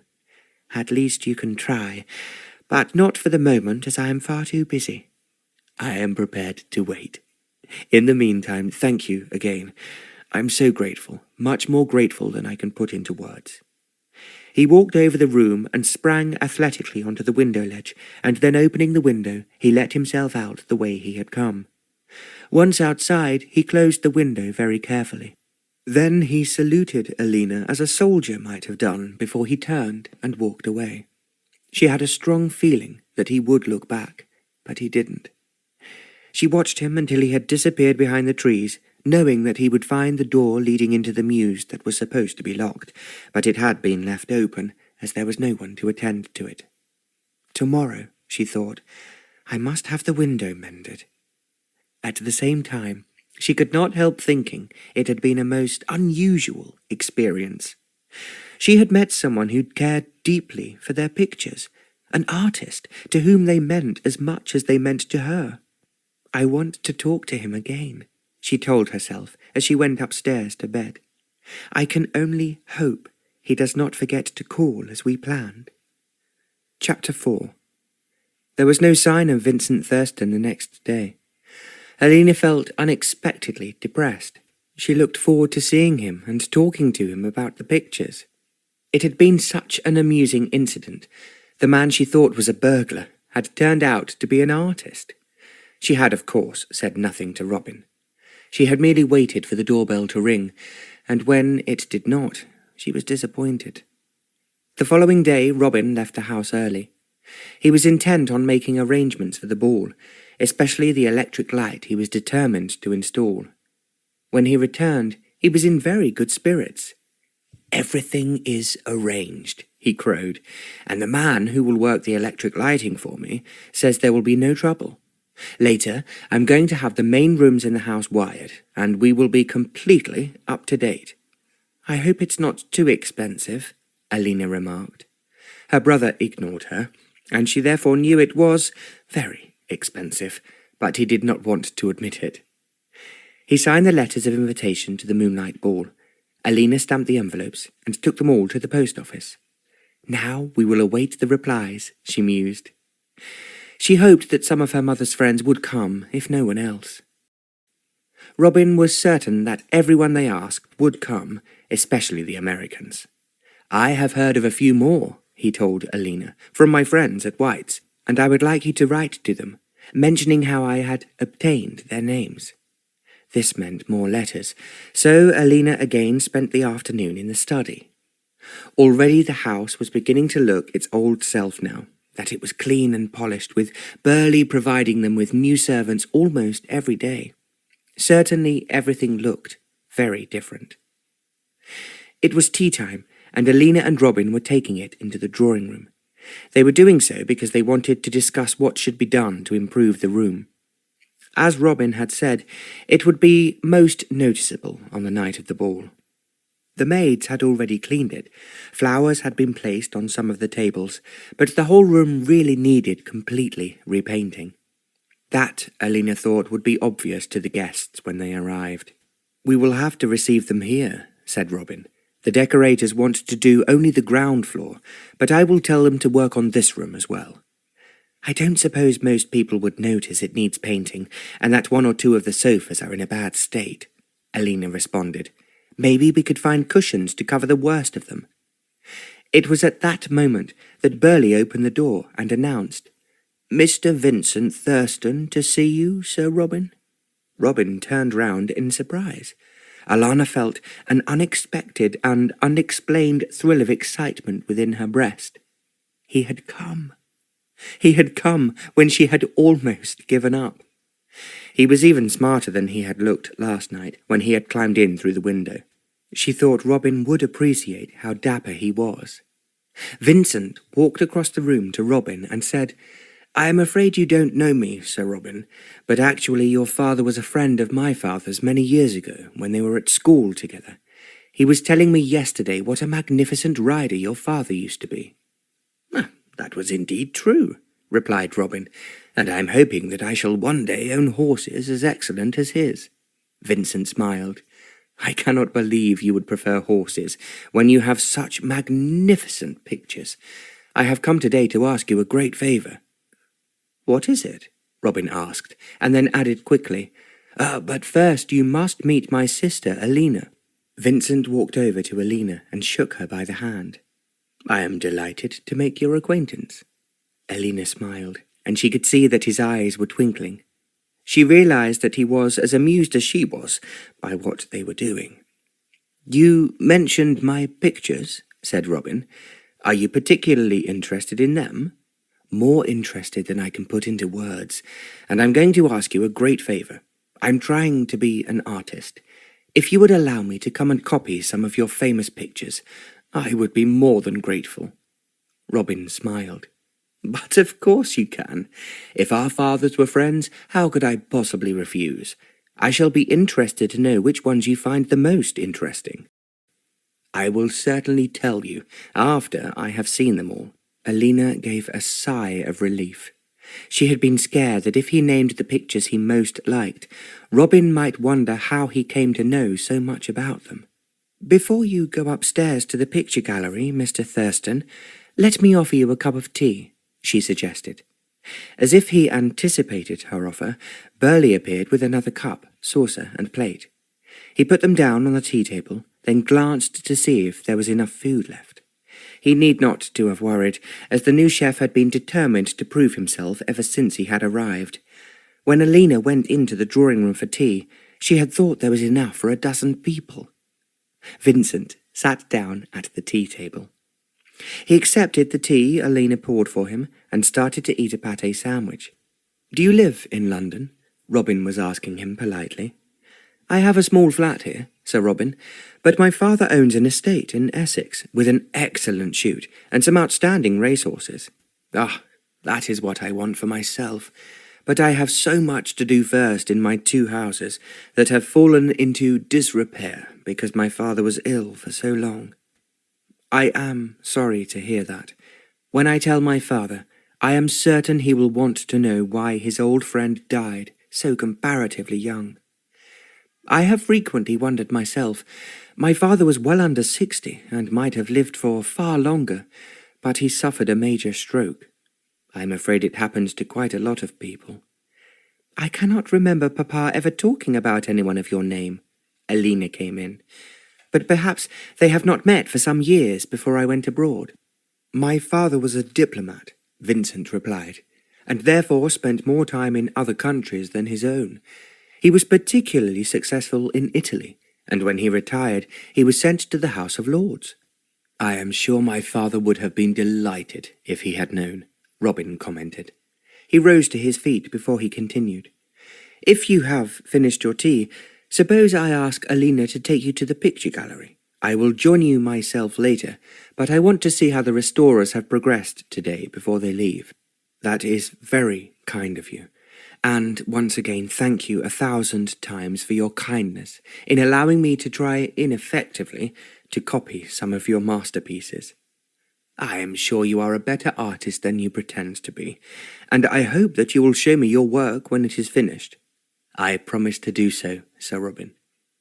Robin left the drawing-room, and as the door closed behind him, Alena remarked, You did that very cleverly, Mr. Thurston. It was important to me that I should be successful.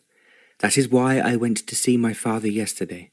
I felt sure he would have known your father, because he always knew everyone and never forgot a name. I expect it was one of the attributes that made him so successful as a diplomat. He was also very good at languages, and he loved travelling. I suppose because I have been brought up in so many different countries, most of which have collections of outstanding art. That is why I wanted to become an artist. I think we should go to the picture gallery, even though you have already seen it many times. I can never see it too often, and it will be part of my future dreams if I go with someone who has obviously stepped out from one of the pictures herself. Now you are flattering me. And if you are painting pictures like the Piazza San Marco, there is just no room for me. There will always be room for you in anything I paint, Vincent responded gallantly. He walked with Alena along the passage that led to the picture gallery. It was an extensive, beautifully constructed gallery running the whole of one side of the house. On the floor below was the ballroom, and Alena told him again about the moonlight ball, and added, I do hope you will come, Mr. Thurston. Do call me Vincent. And of course I will come.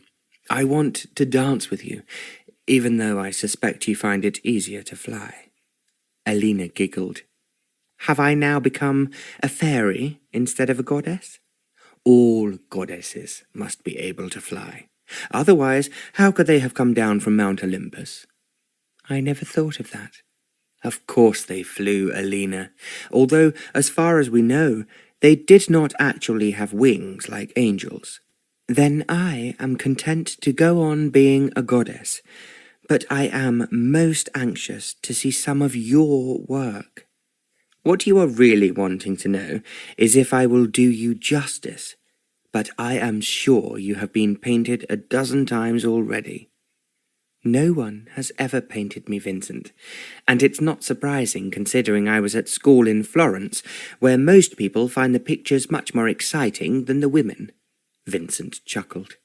That is a sad story, and naturally I must paint you 12 times, just as soon as we have decided which style of art would suit you best. If you ask me, Alena murmured, I would prefer to look like Diana resting after the bath, because Boucher made her exceedingly pretty. I think you are much lovelier. There was a distinct note of sincerity in his voice that made Alena feel a little shy. She had thought, when he paid her compliments, that he was doing so to make sure he got his own way, to obtain permission to copy their pictures. But now he was certainly not joking, but speaking seriously. It's just his way of flirting, she told herself. And, as I have never had the experience of flirting with a young man before, I must be very careful not to let him think I am taking his compliments too seriously. She talked to him quickly about the pictures they were passing. She pointed out the Vincent, an interesting Van Dyck, and a David that everyone raved about. However, she was only too well aware that he was mostly looking at her. When they reached the end of the gallery, he said, "How could I have imagined, when I used to come here night after night, I would ever find you? You are very lucky that I did not scream for help and have you arrested. I think it doubtful that anyone would have heard you screaming. This house is too big, but you have made it much easier for me now to come here with your brother's consent. I am most grateful to him, and even more thrilled because I shall be able to see you. I must not interrupt you when you are working. I hope, more than anything else, to be working on you, Alena. When will you sit for me?" She threw up her hands. "Oh, not at the moment. Not until after the ball. There is so much to do, and you can see for yourself the house is in a poor state, and I must see to the repairs. Perhaps I can help. If you have been away from London for a long time, I can take you to the places where you can get things done quickly, and which are cheaper than in Mayfair." Before Alena could reply, he added, "But naturally, that does not matter. I have heard that your brother is very rich, and can buy the best, even at outrageous prices." Alena wondered what she should say next, and after a moment she muttered, "I never think it clever to throw money away."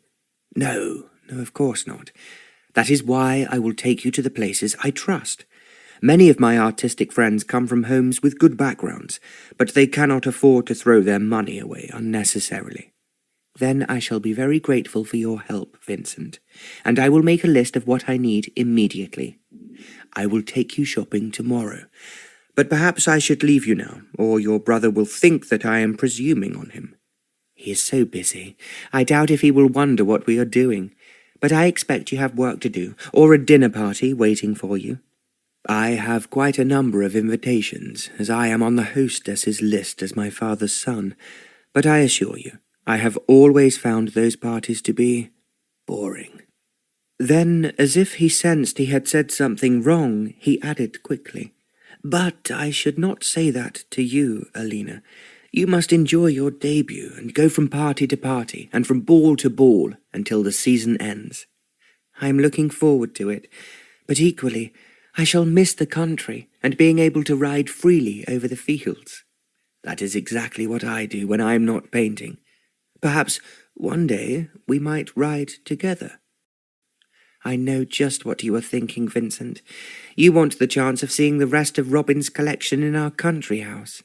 I admit that it has passed through my mind, but I would love to see them with you. So when you have the time, I will drive you down behind one of my father's best team of horses." "That will be lovely," Alena responded lightly. She knew as she spoke that she was right. What really interested him were the pictures. The easiest way for him to see them was to ask her to take him to Dunstead Hall. They walked back to the stairs. Just as they reached the hall, Robin came from the direction of the ballroom. He had been giving the instructions to the team who were to provide the electrified moon. "Oh, you are leaving, Thurston?" he asked. "It has been nice meeting you. Do come and copy any pictures you like. As you can see, we have a great deal to do before we can invite anyone to visit the house, but the restoration is going ahead even quicker than I expected." "You are most kind, and I am very grateful, Sir Robin." He shook hands with Robin and then with Alena. She was wondering, as she did so, if he remembered kissing her hand last night. Now he only squeezed her fingers, saying, "Thank you again, Miss Dunstead. I am very, very indebted to you." Burley opened the front door, and Vincent left. "He's a rather nice young fellow," said Robin. "I don't think he will do any harm copying the pictures, as long as he does not substitute his paintings for one of ours." Alena gave a cry. "What a terrible idea!" "He would be arrested immediately if the trustees heard about it." When Alena considered what they themselves had been doing, it made her shiver. They had reached the study by now, and Robin said, "Don't worry. I had a quick look this morning at what my Italian artist friend has done. I defy anyone, even the most knowledgeable art collector, to have any idea that the pictures are not exactly as they have been for the last 100 years or so." Alena did not answer, and after a moment Robin went on. "By the way, I met a young American millionairess today." "Do you mean the one you told me about, whose name is Vanderhart?" "Yes, Mary Lee." "Where did you meet her?" "I went over to the American Embassy to check the address of an American I was told about at White's. He has taken a house in Grosvenor Square for the season, but they could not give me the name or number." "So, you met the fabulous Mary Lee. What is she like?" "Very pretty indeed, and because she is interested in pictures, I told her about mine, and so I have asked her to luncheon tomorrow." Alena's eyes widened. "Tomorrow? But surely the house will not be ready by then." "I told her it was being restored after my father's death. She was most sympathetic, saying the same thing had happened in America when her own father died." "And it was he who left her all the money?" "Exactly, Alena. And as she seemed so interested in art, or maybe with me, I was not going to lose the chance when it was offered to me on a plate." No, you are right, and I will ask Chef to prepare a very special luncheon for her. Will Miss Vanderhart be coming alone?" "No, she is bringing her friend, who came with her from America as a sort of chaperone." He gave a laugh before he added, "If she were an English girl, she would have had some ancient fuddy-duddy who would have been a blot on every party and altogether a terrible nuisance." "I suppose the Americans really are different." "Very different," he agreed. "Her friend is around about the same age as herself, and is also very attractive." "Well, that makes 2 of them, and we had better invite 2 gentlemen to make it an interesting party." "I will ask one of my friends from White's, but I don't want too many of them talking about the place until it looks completely different." "Then why not ask Mr. Thurston, who was here just now?" Alena suggested. "An excellent idea. Although he is an artist, he is presentable and does not sport long hair and a velvet coat like most of them." "Yes, I thought he was very smart. I always expect artists to look like artists." "I have the idea that those are the ones who are not at all successful. They just want people to think they are." "That is indeed possible. I will send a note to Mr. Thurston." She had already taken his address when they were walking back from the picture gallery. Vincent had said, "If, as you kindly suggested, I am fortunate enough to be invited to your ball, I will give you my address. I don't want to be turned away for not having my invitation with me." Alena stared at him. "I suppose I should have to put that on the cards, but I did not think we might have gate crashers." "I'm only teasing, Alena. But with such priceless pictures, it might be a worthwhile idea." "I'm sure you are right. We could lock the picture gallery, but it might appear rather rude, and there are other pictures in the corridors, and St. George and the Dragon in the study." "It would indeed be crazy to open your doors to all and sundry and not guard your treasures effectively." Alena told Robin all that Vincent had said. He agreed at once that they should tell the guests to bring their invitations with them, and he would also engage special watchmen to guard the picture gallery and the rest of the house. Burley agreed that this was a wise cause. "One place I was at, Sir Robin," he had said, "the burglars got in while her ladyship was holding a reception, and took away every jewel she possessed, except those she was wearing at the time." "Miss Alena is right. and I leave it to you, Burley, to find watchmen you can trust and keep a sharp eye yourself on what is going on." Alena added the request to every letter that had not yet been posted. She pondered that in situations like this, the pictures were more of a nuisance than an enjoyment. "I don't suppose that many guests will even look at them," she thought, "yet we have to worry all the time in case one of them is stolen." The next day, she left early to buy herself a pretty dress to wear at the luncheon party. She had not had time to buy any of the clothes she really required, so she spent 2 hours in Bond Street, and what seemed to her an enormous amount of money. Yet she recognized that Robin was determined that she should be really outstanding. She also ordered a gown for the ball. When she insisted that it had to be something unusual, the vendeuse called for the designer, and he understood at once what she required. "If it is a moonlight ball, madam," he said, "then your gown must shine like moonlight. I think a faint silver tulle, glistening with diamante over silver satin, will make you look like the moon itself." "But I do hope not quite so fat," Alena retorted, but she was confident that the shop, which was filled with beautiful gowns, could provide what Robin required. She looked closely in the mirror before she walked downstairs for luncheon. She felt that her new day gown certainly changed her appearance. It was the blue of her eyes, and the skirt was very full, so that it revealed her tiny waist. She so wished that she had her mother's pearls, and perhaps one of her diamond bracelets to wear, but all the jewellery had been sold, even some of the pieces that had been left to her in her mother's will. Robin was waiting patiently for the guests in the drawing-room. When Alena joined him, he exclaimed, "Oh, you look smashing! This is the first party we are giving, and although it's a small one, we are going to give 100 more before the end of the summer." Alena could only hope that the money would last long enough, but she thought it would be tactless to say so. Vincent Thurston arrived first. Then Robin's friend from White's Club, who he had known since his days in the army. He was a good-looking young man, and obviously impressed by Alena. They then turned when Burley announced Mrs. Mary Lee Vanderhart and Blaise Milton. The two girls came into the room. At the first sight of Mary Lee, Alena knew that she was spectacular, and she was also determined that everyone should acknowledge her as someone unique. She was certainly extremely pretty, and it was only her American voice, which was a little loud and sharp, that struck, Alena thought, a discordant note. The gentlemen gathered around and started paying her compliments. It was some minutes before Alena had time to take note of her companion.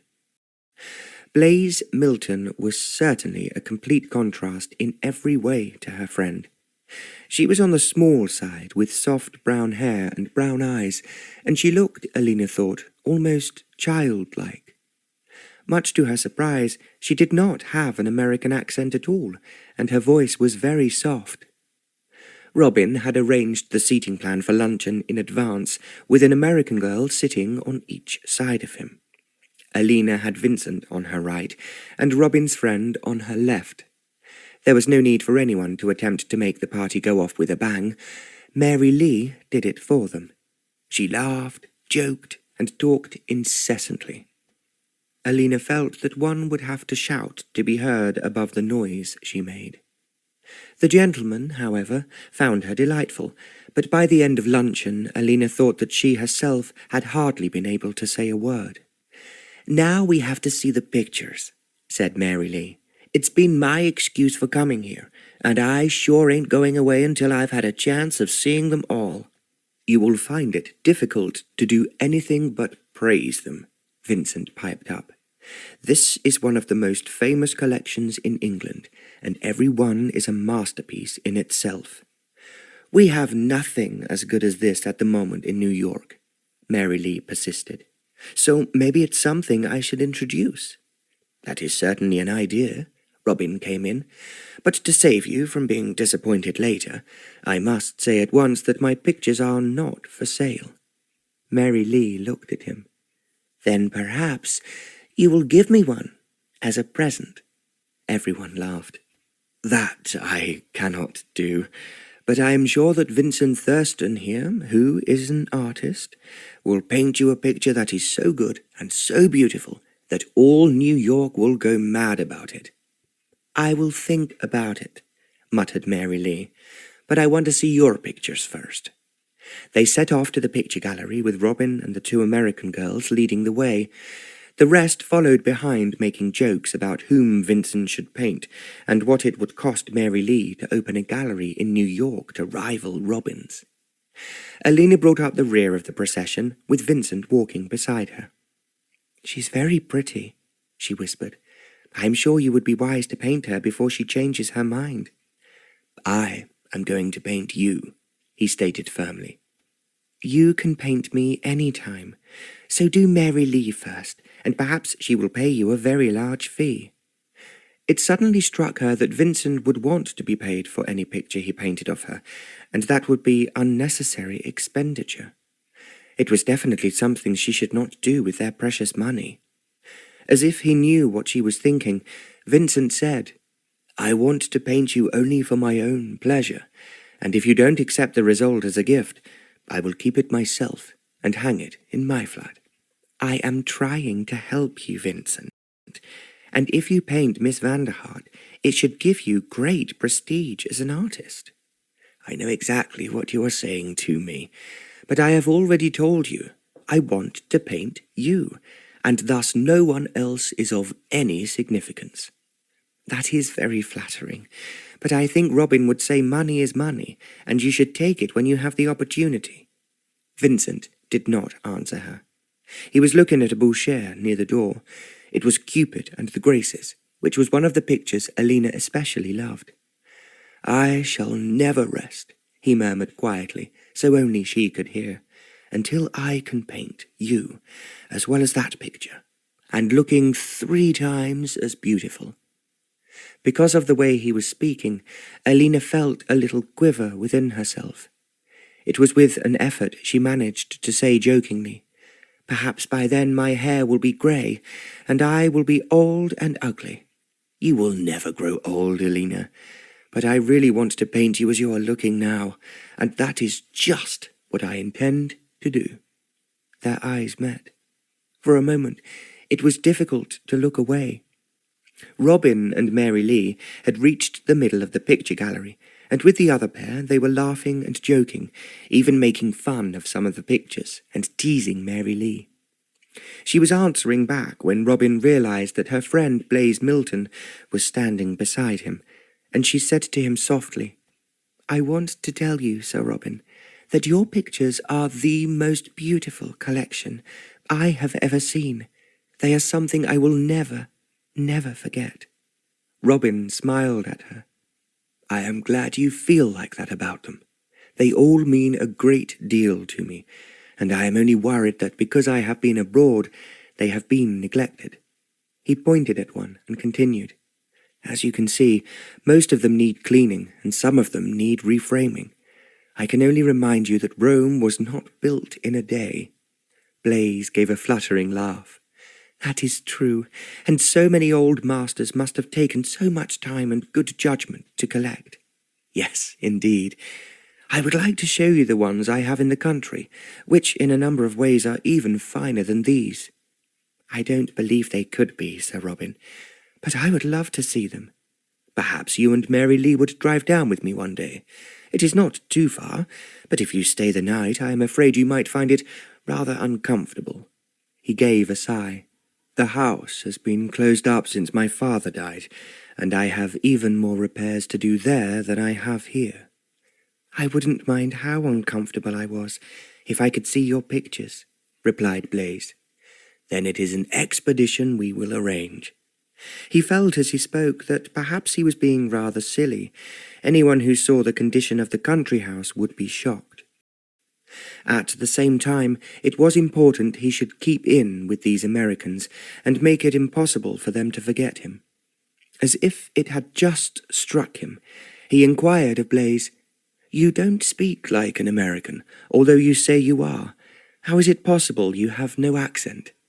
"It is possible," Blaise smiled, as my mother was English. Ah, that explains it. I just thought it strange. Many people have said the same. My mother was most insistent that I should speak English as if I was an Englishwoman, even though she just loved living with my father in America, and we were all blissfully happy. What did your father do? He was very interested in oil, but unfortunately the oil fields he bought were all exhausted, almost as soon as they were opened, or else were complete duds. Blaise gave a laugh before she added, I am a poor American, and that is something that you will not meet very often in New York, much less in England, where the rich ones come to visit, like Mary Lee, and attract all the attention. The way she spoke, smiling with a little twinkle in her eyes, made Robin chuckle.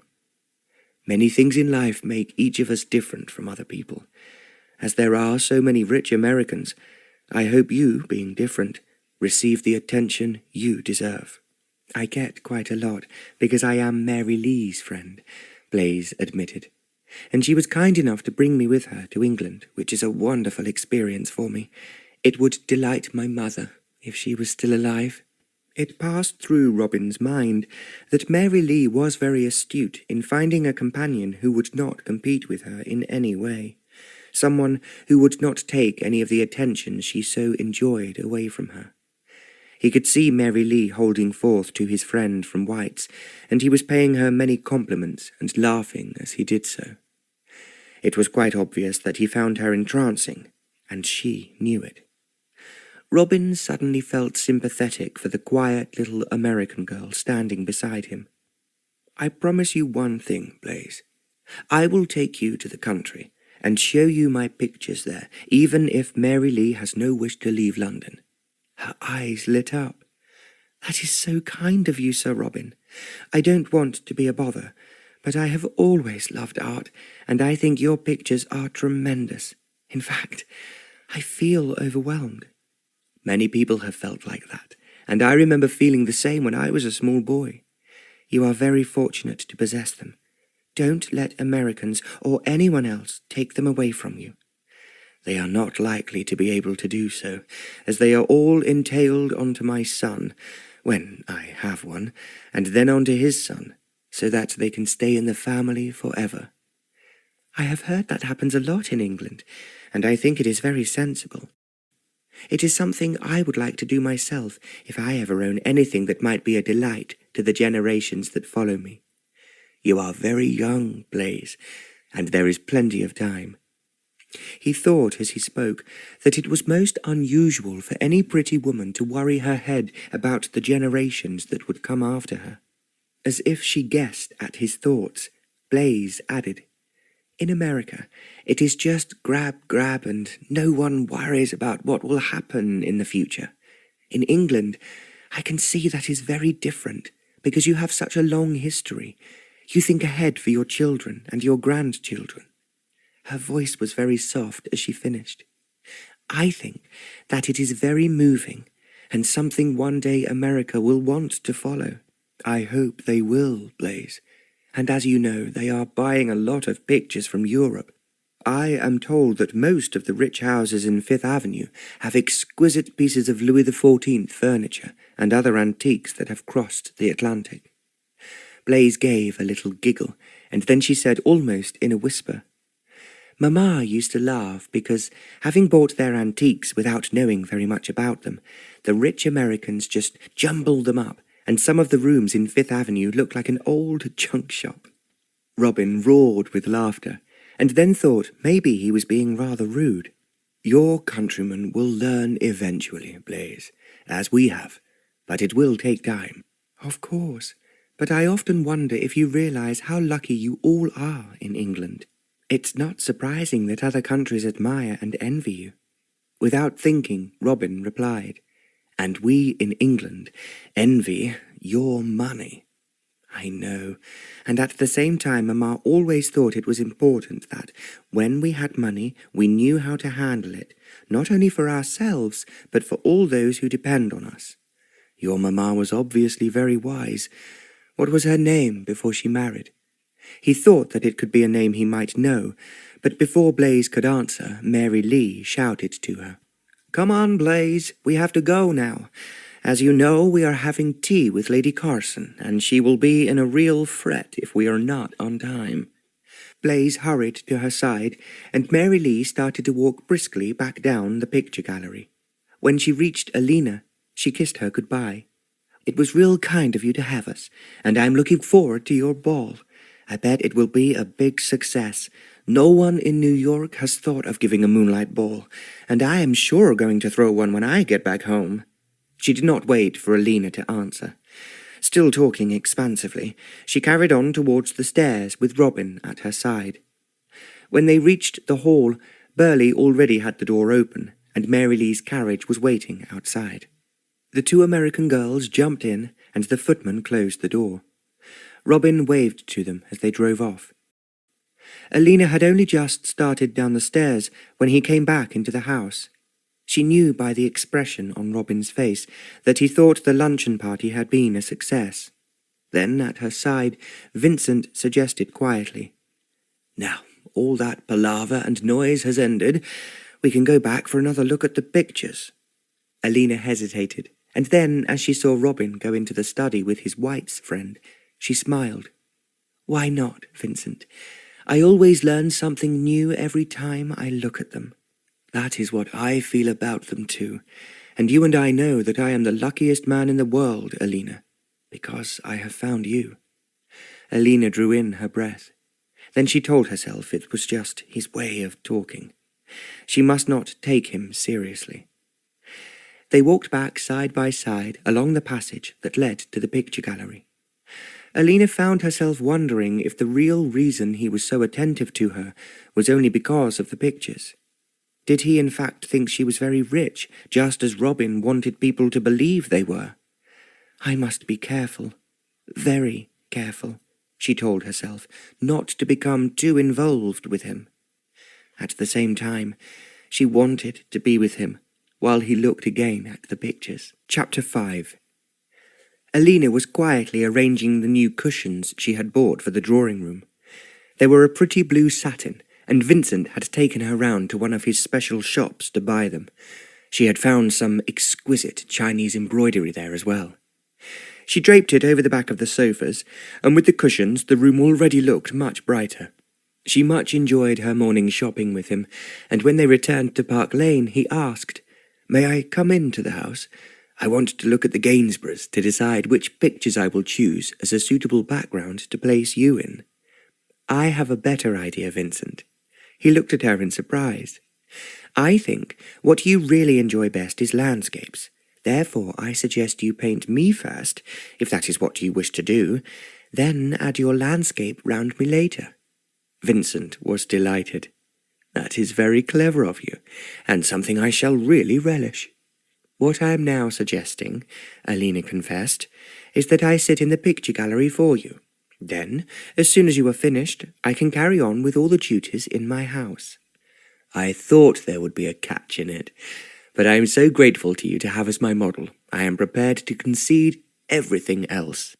They laughed, and then they went up to the picture gallery to find the place where the lighting was right, and where Alena could sit comfortably. "Later, you can pretend it is a fallen tree, a stile or a hump in the ground, but if I can be comfortable, I can count up everything I have to do as you are painting." Vincent went off to collect his paints, a canvas, and everything else he needed. Alena went downstairs to see if Robin had returned. He had left the house early after breakfast, and she had forgotten what he said he was going to do. Burley then announced that luncheon was served. Alena was just about to say that there was no point in waiting for Robin in case he had another engagement, when suddenly there was a sound of wheels outside, and she realized he was back. "I am here," Robin called out as he saw his sister. "I'm sorry I'm late, but I have something very important to tell you." "Luncheon is ready." Rather reluctantly, Robin turned towards the dining room. "All right, my news will have to wait." They enjoyed an excellent luncheon and ate it very quickly. Alena was in a hurry to hear what Robin wanted to tell her, and she also wished to be ready for Vincent when he returned. She had in fact asked him to luncheon, but he had said he would have a bite in his flat while he was collecting everything he needed to bring back with him. Do you have someone to look after you, Vincent? There is a nice old woman who is the wife of the porter, and she cooks anything I require. I am fortunate in having a valet who comes in every morning to press my clothes, polish my shoes, and tidy up." "I have always thought how smart you look," Alena commented. "Now I know the reason." "If I do look smart, I'm quite sure you thought that I could not really be an artist, because they inevitably wear some sort of fancy dress." "That is just what Robin said.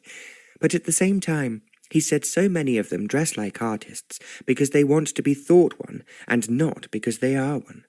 Vincent laughed. "That is a typical Sir Robin remark. One day you will have to put them all in a book and publish it." Alena held up her hands in horror.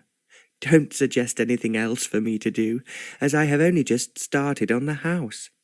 Thanks to you, the drawing-room looks passable, but there are so many other rooms."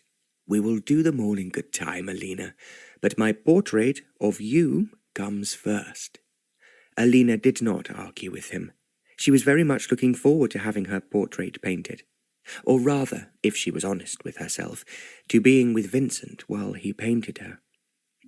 This morning, whilst out shopping, she had found him interesting on a great number of subjects besides art. Because he had travelled widely with his father, he told her endless stories about other countries, and he kept her laughing with his quiet but sharp wit. Robin had finished the cheese and drained his glass of the last drop of claret. "We will have coffee in the study," he instructed Burley as he rose from the table. Alena followed him as he walked to the door.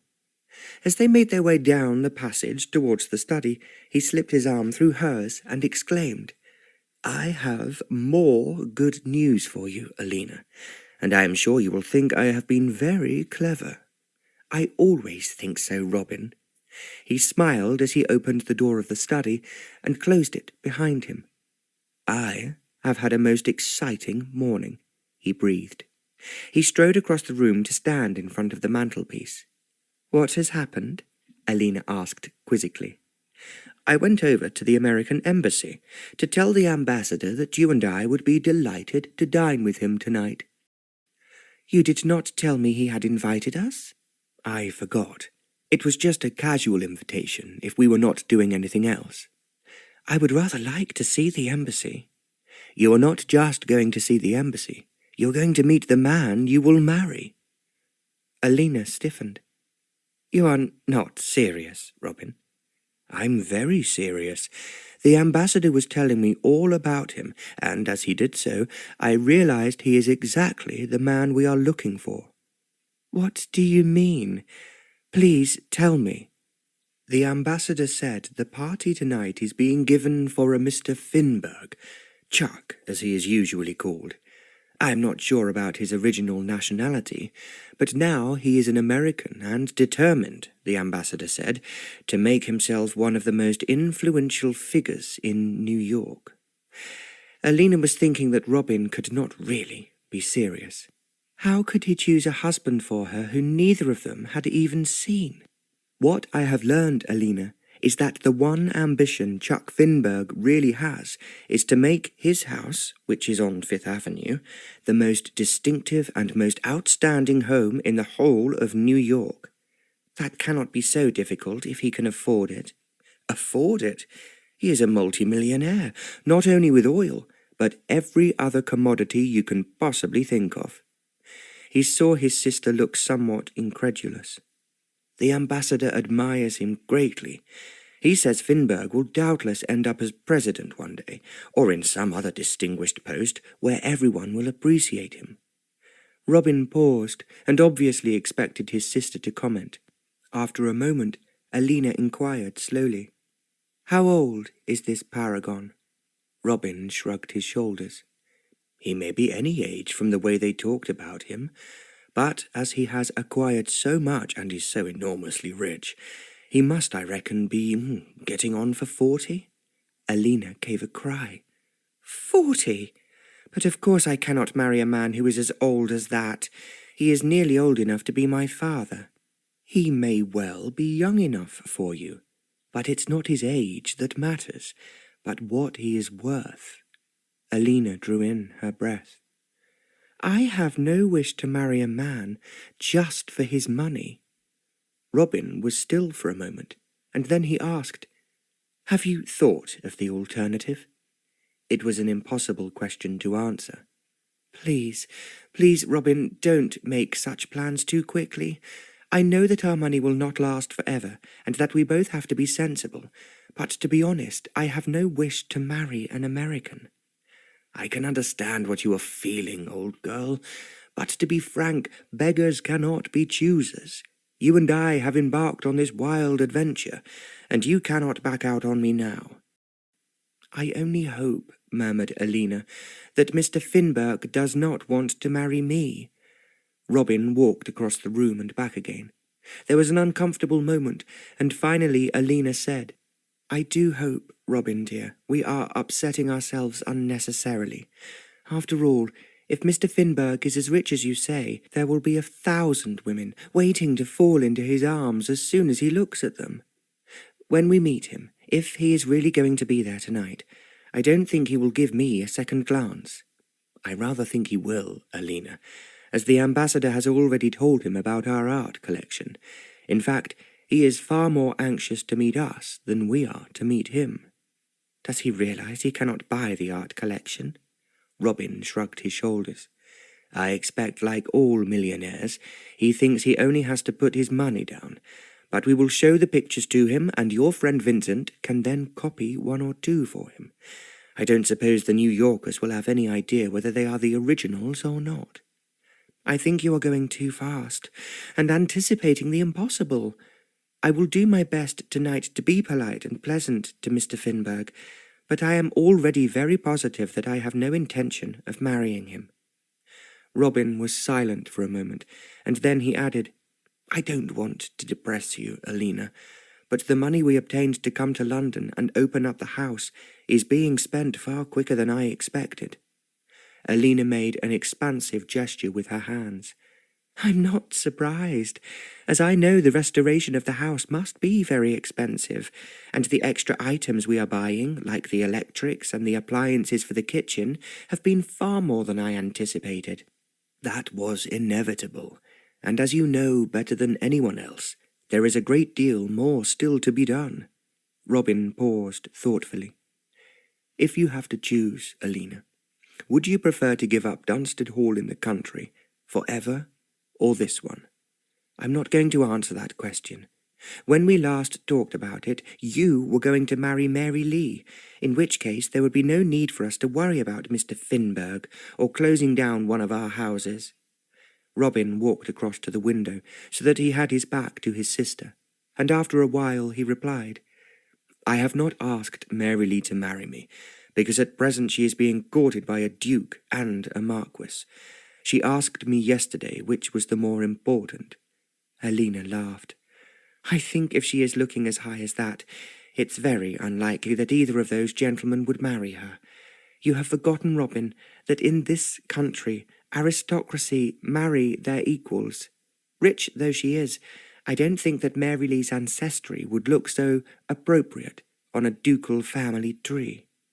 "That is true, Alena. So, maybe I have a chance, but I would find the American twang first thing in the morning somewhat overpowering." "I feel exactly the same." Robin turned round. "Anyway, it's all in the lap of the gods, and it's no use working ourselves into a huge frenzy over something that has not yet happened. So let's go to the party tonight with open minds." Alena wanted to assert that her mind was already firmly closed, but she thought it might be too contentious to say so. "We will certainly take a good look at him, Robin, and make him feel envious about our pictures. With all his millions, he's not going to find a collection as good as ours in 1,000 years." "I am sure someone has already told him that, but as you say, it will be amusing to make him envious and teach him, if nothing else, it is something he cannot have however much he wants it." Unexpectedly, he walked towards Alena, bent down and kissed her. "You have been wonderful so far, Alena, so don't let me down now. Meet this Chuck Finberg without being prejudiced in any way before you arrive at the embassy. Alena realized her brother was speaking seriously. "I will do my best," she promised. "And who can ask for more?" Robin left the room without closing the door. Alena guessed that he had gone to inspect how far the workmen had progressed and if they were carrying out the instructions he had given them. She went up to the picture gallery to find Vincent, as she felt certain he would be back by now. He was there, and she saw that he had brought all the paraphernalia of brushes and paints he would need. He was moving slowly along the gallery, as if each picture he looked at would help him decide how he would paint her. He turned round when he heard Alena coming. "Burley told me that you were with your brother in the study, Alena, and I did not want to disturb you. We have finished our talk, Vincent, and now, are you really going to start painting me? I have found a place for you to sit near a window, and I think the light there is exactly what I require. At the same time, I have no wish to bore you." Alena smiled at him. "You could never bore me, and I so enjoyed all the subjects we talked about this morning. I never met a woman with such a sharp brain, and who invariably asks the right questions." "And what would be the wrong ones, Vincent?" "I will tell you exactly. Most women only want to talk about themselves. If you mention anything else, they somehow manage to twist the conversation round to them." Alena was listening, and he continued. "Or they will tell you by a flicker of their eyelashes that you must pay them a direct compliment, which means that the following words will be about love." Alena giggled. "I don't believe for a moment that all women are like that, and certainly my mother was very different." "Just as you are, Alena. So what do you want to talk about now, Vincent? When we left off our conversation this morning, we were in Russia, or was it North Africa? Now I wish to talk about you. But you have told me you would find that subject extremely boring." "I said nothing of the sort, Alena. As I think about you, I dream about you, and I am surely not going to miss a chance of talking about you." Alena laughed. "A very pretty speech, but I don't believe a word of it.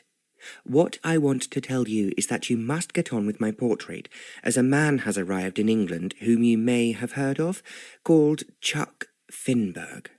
"I have indeed heard of him." "He wants to buy ancestral pictures for his house in New York, and Robin has already suggested that if he fails to buy original masterpieces, you could paint a few copies for him. No Americans would know the difference." "Chuck Finberg," Vincent mused slowly. "I recall my father talking about him. He is apparently enormously rich, and prepared to buy us up if we will grace his house. As far as I can make out, it's a kind of palace where he reigns as king."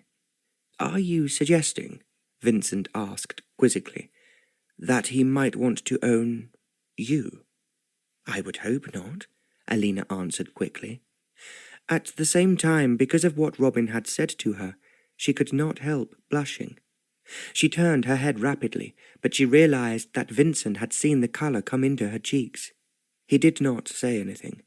He only arranged the canvas he had brought with him on the easel, and placed it in front of the seat he had prepared for her at the window. It was a low chair, and Alena sat down, and then, as she turned to look at him, he gave a cry. "That's it. That's exactly how you should look, and the curve of your shoulders, it's just perfect. Don't move. For God's sake, don't move." He was starting to work, and Alena remained still. She was glad he had wanted to paint her, looking at him rather than looking away. She liked the way his hair was brushed back from his high forehead, and then noticed for the first time how thin and straight his fingers were. In fact, it was a hand that might have been attributed to John Singer Sargent, whose brilliant paintings of hands was his trademark. The time seemed to rush by. Although Vincent talked very little whilst he was painting, Alena was a little surprised when Burley came to the picture gallery to announce, "Sir Robin is downstairs, Miss Alena, and waiting for you to pour out his tea." "Is it tea time already?" "It's nearly 5:15, Miss Alena." "Then we must go at once." She would have risen from her chair, but Vincent halted her. "Don't move. just for a moment. Just give me time to make quite certain that you sit for me in exactly the same pose tomorrow." His eyes were running over her, Alena thought, as if he had never seen her before. Then he smiled. "Now you are released, and I swear that this is the best day's work I have ever achieved in my whole life." Alena looked at the canvas, and he had done more than she had expected. Although he had only produced a little preliminary work on her face, she thought it was already very like her. "You are not to look," Vincent protested. "You are not to take any interest in it until I have finished. I do hate people trying to help with their suggestions before I have completed what I intend to do." "I do promise I won't. Come on, Vincent, and have your tea, or Robin will think we are neglecting him." She hurried down the picture gallery with Vincent following her. He had pulled off the smock he wore when painting and put on his jacket. He caught up with Alena on the stairs. "I have never had such a happy afternoon, and I don't know how to thank you, Alena." "I enjoyed it too, Vincent." They were halfway down the stairs when Vincent stopped, and Alena looked up at him questioningly. "Is it the truth?" he murmured. "Do you swear to me it's the truth?" "I enjoyed every moment," Alena admitted again.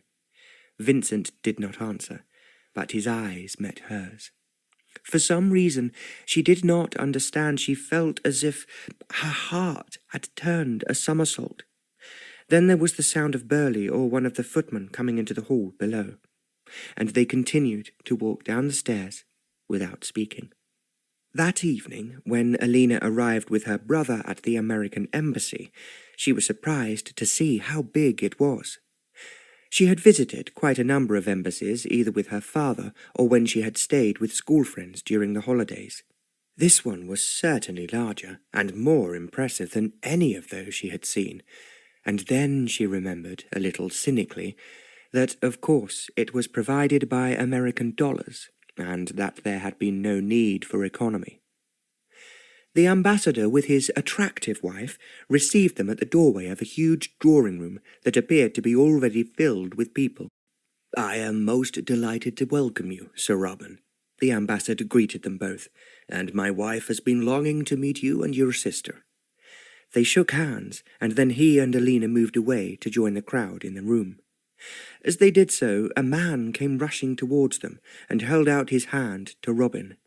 "I was told you were coming tonight, Sir Robin Dunstead," he said, "and I have been looking forward to meeting you to hear about your magnificent art collection." He spoke with a broad American accent. Before he introduced himself, Alena knew exactly who he was. He was nothing like as tall as Robin, and not at all as distinguished in appearance. Equally, as he spoke, Alena realized there was strength behind his voice, and it made everything he said seem of importance. There was a powerful vibration that came from him, which was unmistakable. Just like Mary Lee, Chuck Finberg did not seem to pause to draw breath. He talked to Robin about his pictures, his desire to see them, and how much he had heard about them. He made it very clear that if any of them were ever for sale, he wanted to be the first to be told, even without seeing what he was buying. He was prepared to bid for the whole collection, whatever it cost. Because he was so forceful, it took Robin some time to reply. He said that while he would be delighted to show Mr. Finberg his pictures, they were unfortunately not for sale, as they were all entailed onto his son, and then on for generations to come ad infinitum. Chuck was astonished. "Are you really telling me, Sir Robin," he drawled, "that there is no chance of my ever having even one, let alone all, of your pictures?" "Not unless I am really prepared to go to prison for selling them to you, which I am sure I should find very uncomfortable." "Well, where there's a will, there's a way, Sir Robin, which I know to be one of your country's mottos, and has always been mine." "I am afraid that this time there is no hope," Robin replied. "But I hope you will come and see my collection in London. The other half of the pictures I inherited from my father is in my house in the country. I want to see them all. Every one of them. Chuck said it so firmly that Alena half expected the chandelier above them to quiver with the force of his voice. Then he turned his attention to her. He spoke to her possessively, as if she was part of the collection he would wish to buy. Alena had to admit he was quite interesting. He told her very frankly, without being the slightest embarrassed, how he had started from the bottom, and how, by good luck and good judgment, he had reached the top. But being halfway up the ladder, he said, means to me there's a hell of a way to go before I get exactly all I want. And what do you want? Alena managed to ask. That's a secret, or rather something I cannot put exactly into words. But I assure you that I intend to make Chuck Finberg a household word and a reason for a great deal of flag-waving before I leave this world. Alena smiled. But you realize you cannot take it all with you? I have often thought that the ancient pharaohs had the right idea when they were buried with their treasures, but I shall be content if I can be certain that when I die, they write on my tombstone, "He done it." Alena could not help laughing. "I'm quite sure," she told him, "you will succeed, and I promise, if it's possible, that I will come and wave a flag over your tomb." Now, I really do want to talk to you about your pictures. If they are so important in England, think how much bigger an attraction they would be in America. If you were trying to beg, borrow, or steal them, the answer, I'm afraid, is no.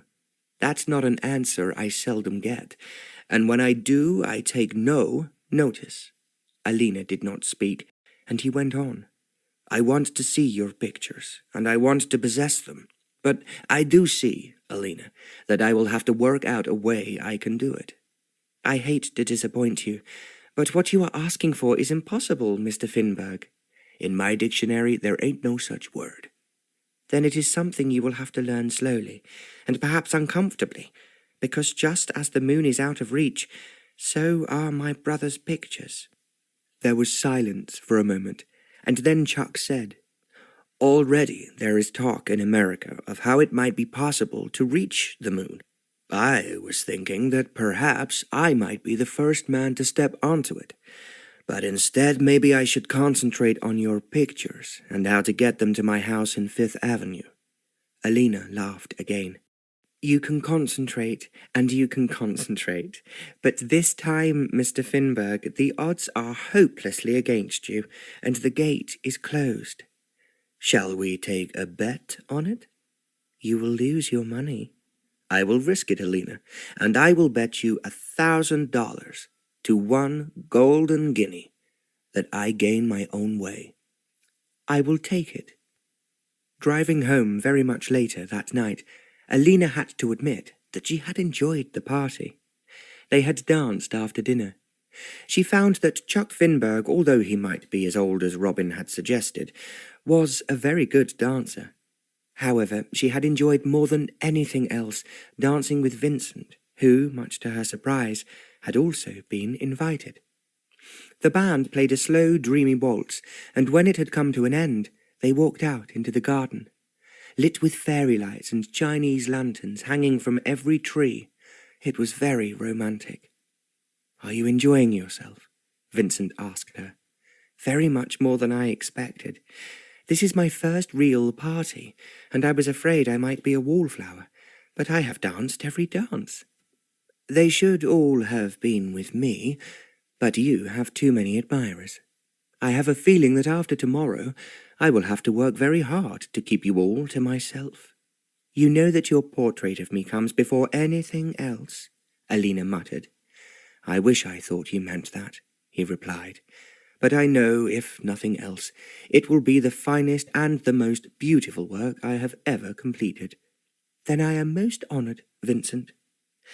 When they decided to return home, Robin offered Vincent a lift in his carriage. Robin appeared to be lost in his own thoughts, and when they reached Dunstead House, he told the coachman to take Vincent on to his flat. Then he walked inside without saying good night to him. Vincent had Alena's hand in his.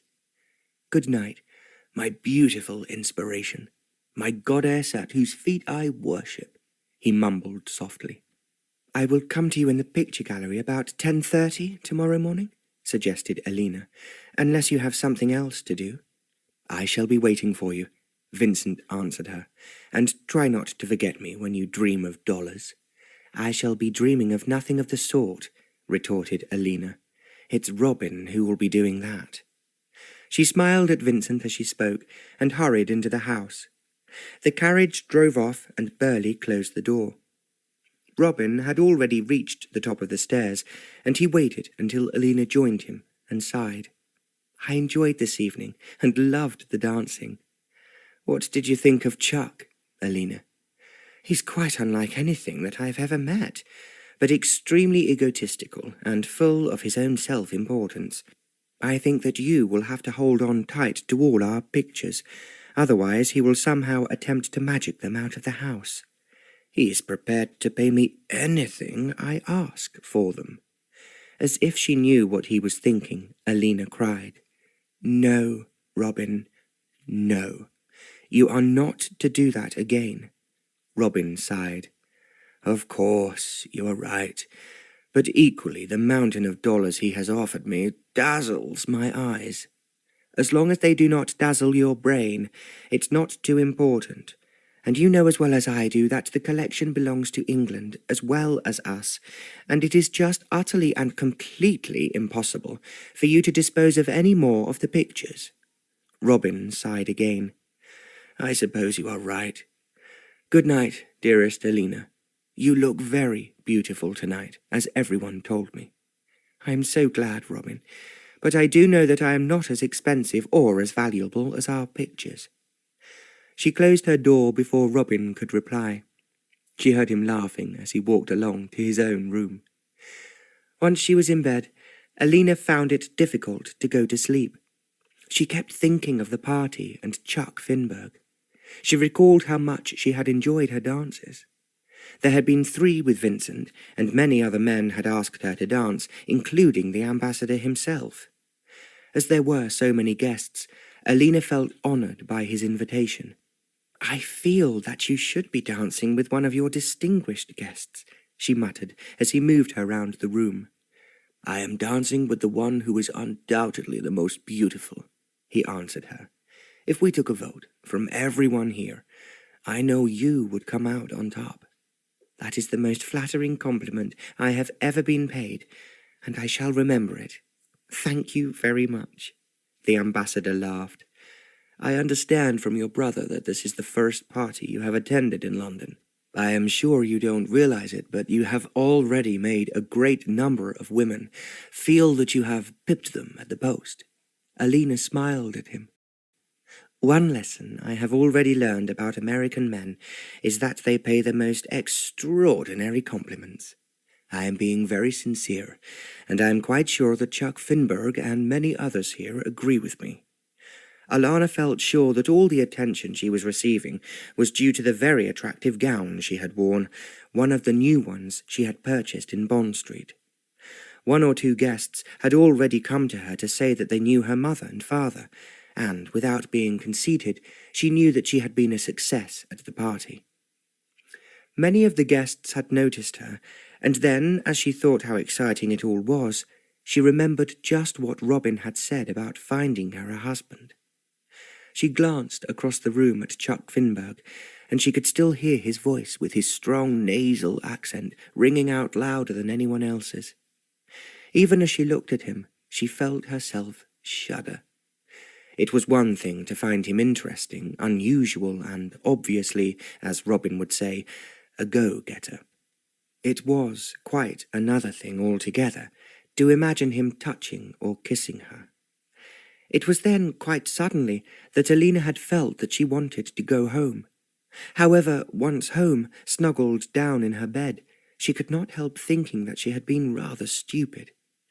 She was quite certain the majority of guests would stay until the early hours of the morning, but when she said she wanted to go, Robin had been only too glad to leave too, as he had so much to do the next day. Vincent had appeared at her side the moment she stopped dancing. "I think we should go home," Alena had said to him. "I am ready to go at any moment," Vincent replied. "I want to feel fresh and alert for my painting." Now she thought it rather touching of him to care so much about her picture. Then she told herself that, like Chuck Finberg, he was obsessed by Robin's art collection. Unexpectedly, she asked herself if this was the real reason Vincent was so insistent on painting her. Was it possible that, as all the pictures meant so much to him, like Mr. Finberg, he would do anything to be the possessor of them?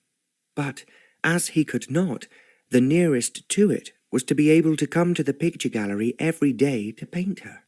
She did not know why, but she wanted more from him.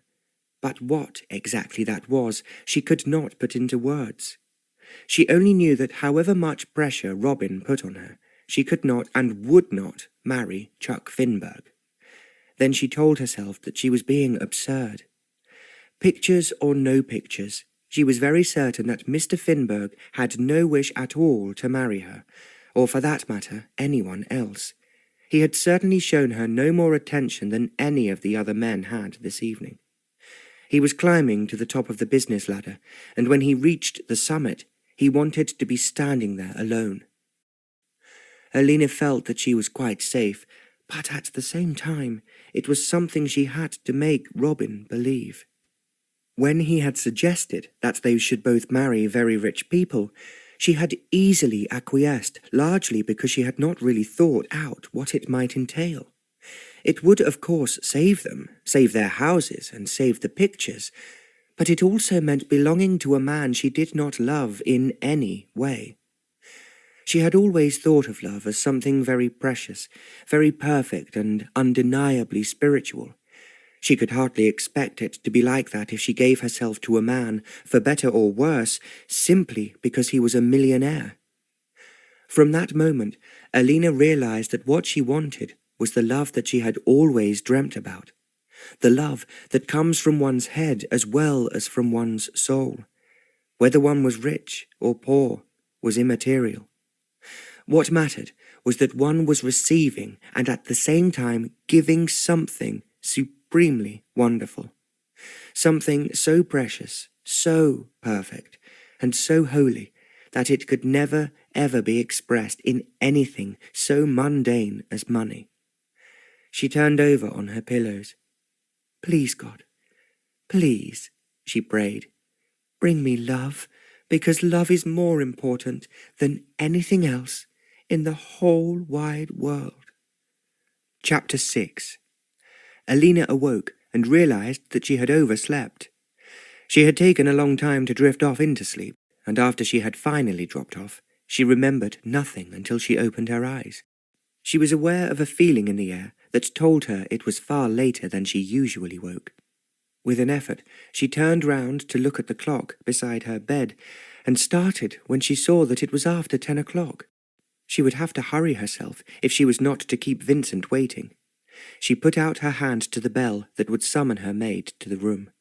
As she did so, the door opened. She turned and saw to her surprise it was Robin. "I am afraid I have overslept, Robin. Did you want me?" "I just wanted to tell you something important." He then walked over the room and pulled back the curtains. Alena blinked her eyes as the sun poured in, making everything dazzling. She sat up in bed, wondering what was so urgent. It was unlike Robin to come to her at this hour. He stood for a moment at the window, and then he came back and sat down on the end of her bed. "I have just been showing Chuck Finberg round the picture gallery." "So early, Robin?" "He's an early starter.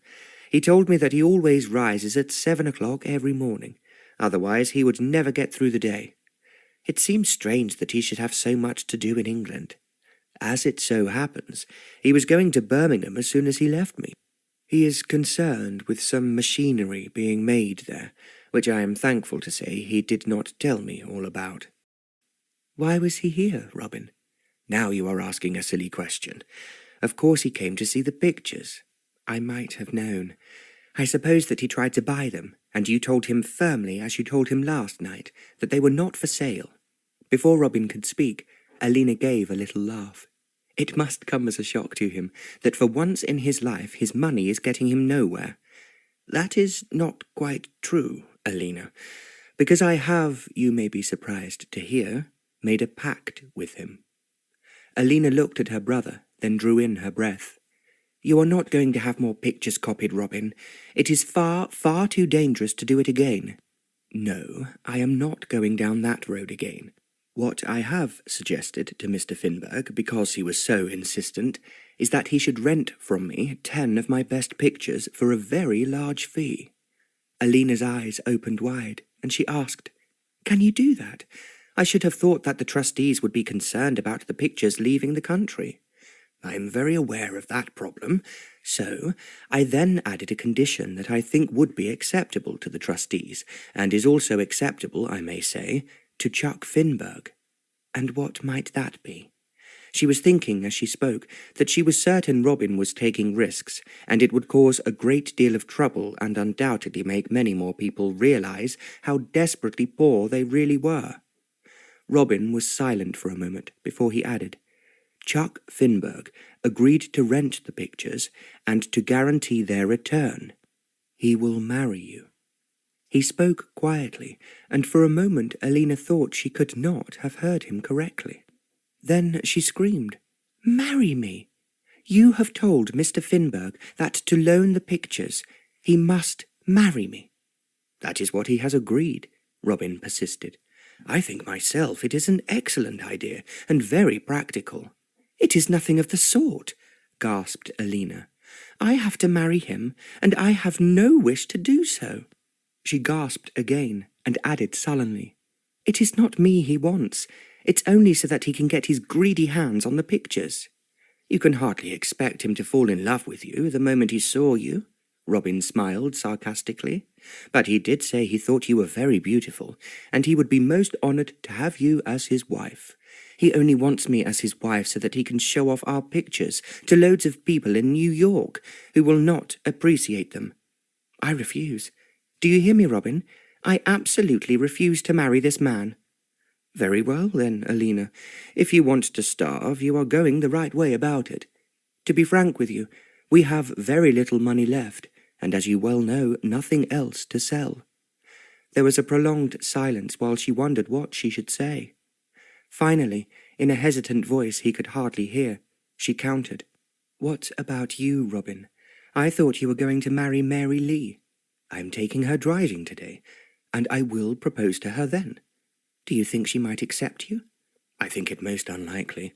I am not important enough socially, and unlike Chuck Finberg, she is not particularly interested in my pictures. Again there was another silence, till Alena groaned. I just cannot marry him. How can I marry a man I have never seen before I met him last night? I think you will find that he will treasure you, as he treasures the pictures, and remember they are only loaned to him if he takes you with them. I don't want to think about it at all. The whole idea makes me feel sick. You will feel much sicker, my dear Alena, if we are forced to return to the country and try to survive in a house with no servants and no food. I am not exaggerating when I say we have very little money left. I thought you were gambling on a certainty. I thought so myself, he admitted. But there have been so many items we had to buy, and so many wages to pay, that the money has just slipped away. Alena was thinking how much needed to be done to the house in the country before they could even attempt to live in it. It passed through her mind they would have to let the house fall down, and they could move into a cottage if there was one left in any sort of reasonable repair. Even then, they had to eat. Once again it would be a question of a rabbit, if one could afford to shoot one, or setting a trap every day. I cannot bear it, she screamed inwardly. Robin had been silent, knowing what was turning over in her mind. He now rose to his feet. Mr. Finberg said if he was back from Birmingham in time for tea, he would call then, or perhaps a little later. He hoped we would both join him for dinner this evening. He walked towards the door. And that is one good meal I have no intention of missing. In the meantime, I will have seen Mary Lee. He did not wait for Alena to reply, but left the room. She put both her hands over her eyes. What could she do? How could she face such a situation without having to cry out at the horror of it all? The door opened, and her maid came in. "I was just about to call on you, Miss Alena," she said, "when I see Sir Robin was with you, so I waited till he left. Mr. Burley asked me to tell you that Mr. Thurston be here, and he's gone up to the picture gallery." Alena was about to say she must hurry, as she was keeping him waiting. Then she had an idea. She jumped quickly out of her bed and ran to the French secretaire that stood in a corner of her bedroom, and hurriedly wrote a note. It read, "I want to show you the pictures at Dunstead Hall in the country. As it is such a lovely day, could you possibly find a carriage of some sort to take us there? If you can, I will order a picnic luncheon, which we can eat on the way. Alena." She put the note in an envelope and addressed it to Vincent. Then she gave it to the maid. "Take this to Mr. Thurston and wait for an answer. Tell him that I overslept and am only just dressing." "I'll do that, miss." She took the note and left the room. Alena stood, looking out of the window, thinking it would take them some time to reach Dunstead Hall, and a long time there, as Vincent would wish to see all the pictures. If she managed to linger a little on the way back, she would not be here when Chuck Finberg arrived to propose to her. Even as she thought of it, she knew that was not the right word. Robin had already proposed to Chuck Finberg on her behalf, and he had accepted. "How can I do it? How can I do such a thing?" she was asking herself again. The maid seemed to be away a long time, and Alena was already half-dressed when she returned. "Mr. Thurston has gone off to find what you asked him to find, miss, and he said I was to tell you it were quite easy, and he'll be back in half an hour." Alena was surprised, but she did not say so. He had been so knowledgeable on art and paintings, and she supposed he knew where he could hire a horse and carriage. She put on her prettiest new dress with a little coat to wear over it in case she was cold. Then she arranged one of her new hats on her head. She hoped Vincent would admire her in it, and not think it overly smart. She felt excited at the idea of going out with him, and then she remembered it might be for the last time. He would not be at all interested in her if she was engaged to Chuck Finberg, and he would be horrified at 10 of their precious pictures going to America even on loan. Alena was sure that there would be a tremendous row when the trustees found out what was happening. She supposed that Robin would say nothing to them until they were well away from England on the Atlantic. Then she felt that they might be more appeased by the fact that if Robin had money, he would be able to clean and restore the pictures that were left, and to do more than he had already done to repair the house in London, and then make a start on the one in the country. "It is all about money, money, money," she thought. "I hate to think about it, and I hate to be without it." The maid handed her a handbag. Alena had earlier sent her downstairs to tell Burley that she wanted a luncheon picnic basket for 2. She had no idea if there was a picnic basket in the house, but she knew Burley, in his usual subtle way, would provide her with whatever she required. It flashed through her mind that if she refused to marry Chuck Finberg, Burley would have to be sacked. He had done so much for them already, and he was obviously enjoying being at Dunstead House. He would have to go back to White's, or find another employment, and of course everyone in the house would be affected. Alena felt as if they were all pleading with her to do what Robin wanted. It was finally with an effort that she managed to walk quietly down the stairs. She went into the study to await Vincent's arrival. She did not have to wait long. She had only just sat down at the desk and started opening some of the letters, nearly all of them acceptances or refusals for the ball. Then Burley came in to announce, "Mr. Thurston is here, Miss Alena. As he doesn't want to leave the horses, will you kindly go out to him?" Alena jumped up eagerly. "Yes, of course I will. Thank you, Burley." She hurried down the passage, across the hall, and out through the front door. As she saw what was waiting for her outside, her eyes widened. She had expected Vincent to hire a carriage that was reasonably comfortable and drawn by 2 horses. Outside stood a smart and up-to-date chaise drawn by 4 horses that were well-matched and well-bred. Vincent was in the driving seat holding the reins. Alena climbed up beside him, seeing with a sense of relief that there was no groom. "I've put the picnic basket in the back, miss," said Burley. "I hope you'll have a happy day in the country." I'm sure we will, Burley." As they drove off, she turned to Vincent. "Wherever did you find these magnificent horses? How could you be so clever?" Vincent smiled. "Good morning, my beautiful goddess. How could I offer you anything but the best?" "How did you manage it?" Alena persisted. "It was easier than it would have been on any other day. My father had come up to London yesterday, as the Prime Minister asked to see him, and so I knew he would not be needing the horses today. I just helped myself." "Then it's so lucky for us, and I must congratulate your father, if I ever meet him, on his horseflesh. I'm enjoying driving them, and now you will have to tell me the way. I cannot believe, as your brother said, that these pictures are better than the ones in London. I am sure you will think so when you see them. But what is more important, Alena, is that I shall have you to myself for the whole day with no interruptions. It is something that I have dreamt of happening, but could not believe that I would be so fortunate." Alena did not answer him. She was wondering if Vincent would be genuinely upset if she told him why she was running away, and from whom. Would he be that horrified at the idea of her being forced into marriage, and that he was losing her? Or would it merely be because he could no longer paint her, or spend so much time in the picture gallery? Almost as if Vincent was aware of her thoughts, he remarked, "Now, this is to be a very happy day.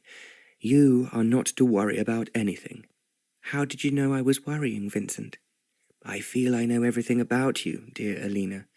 I'm painting not only the perfection in your face and the beauty in your eyes, but also what you think and feel in your mind and in your heart."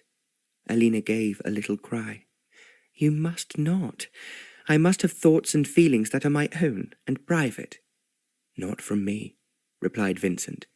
"I will explain to you later, but just for the moment let's enjoy the sunshine and the speed these horses are travelling at." They were already moving out of the town traffic and into the suburbs. Then there were the first fields, and the city was left far behind. Soon they were on a road with no traffic on it at all, and Vincent gave the horses their heads. They moved so fast that Alena was obliged to take off her hat and put it down on the floor at her feet. Now the wind was blowing through her hair. She felt suddenly free, as if she had left all her difficulties and all her problems behind in the city. They drove without stopping until it was getting on for 1 o'clock. Then Alena pointed out a wood just ahead. "I know that wood, Vincent. If you turn to the right when we reach it, there is a place in the centre of it where there is a large pool. The horses can drink there, and in the woodman's hut we might find a rustic table on which to set out our luncheon." Vincent smiled at her. "That is another reason why I admire you so much. You are very practical, and think out every detail, which is highly unusual in a woman." "It is a lesson I was first taught at school," Alena said, "and something I have practiced since I came home." "I know." She wondered what Vincent meant, but at that very moment they arrived at the wood, and she was occupied showing him the direction he should go. There was a rough track, but it was negotiable, and at the end of it they found, as Alena had predicted, the pool and a woodman's hut.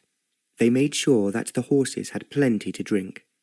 Vincent brought the picnic basket from the carriage and 2 other baskets that Burley had provided. There was a patch of grass not far from the pool, so Alena spread out the tablecloth and put the food on it. Vincent opened the bottle of champagne. "We ought to cool it first in the pool," he said, "but I'm feeling thirsty." "So am I, and hungry, even though I had breakfast late." "I am glad you slept so well, Alena." "Actually, I had difficulty going to sleep." Vincent gave a laugh. "That is what I have been suffering from ever since I met you." "I think really you lie awake ruminating about your picture and not me," Alena teased him. "I have found it difficult to think of anything else but you, ever since I first saw you." "I want to believe you, Vincent, but I am quite sure you say these charming words to every one of your models, which just is what I am at the moment.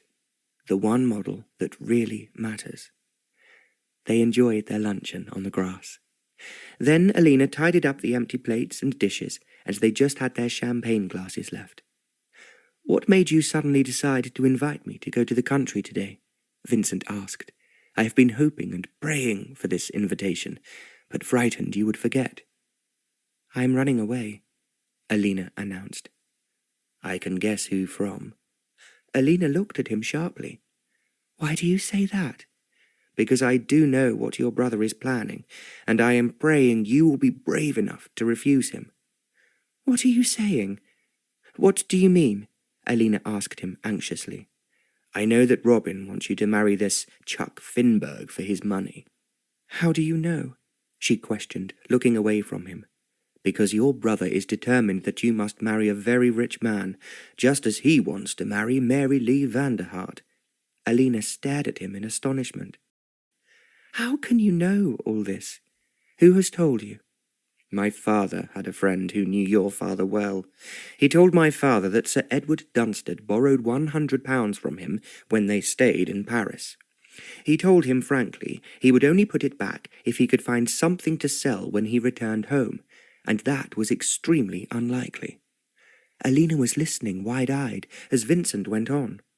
"It happened a week before your father went down with his illness, and of course my father's friend never did receive his money back." "So you knew all along," Alena said in a very small voice, "that there was nothing to sell that was not entailed, and we were penniless." "I knew," he agreed, "and I was at first astonished when you and your brother appeared in London. Then I realized that no one but me was aware of the state of the house in Park Lane. Robin managed to raise just enough money for us to come to London, and for me to have a ball. She was praying that Vincent, of all people, would not guess how they had obtained that money. I suspected it was rather like fairy gold, and would soon disappear. Then I saw how clever your brother was in getting to know all the rich Americans, and, naturally, for that, he had to invent a background of being rich himself." Alena put up her hand. "You are far too astute, and you know too much," she protested.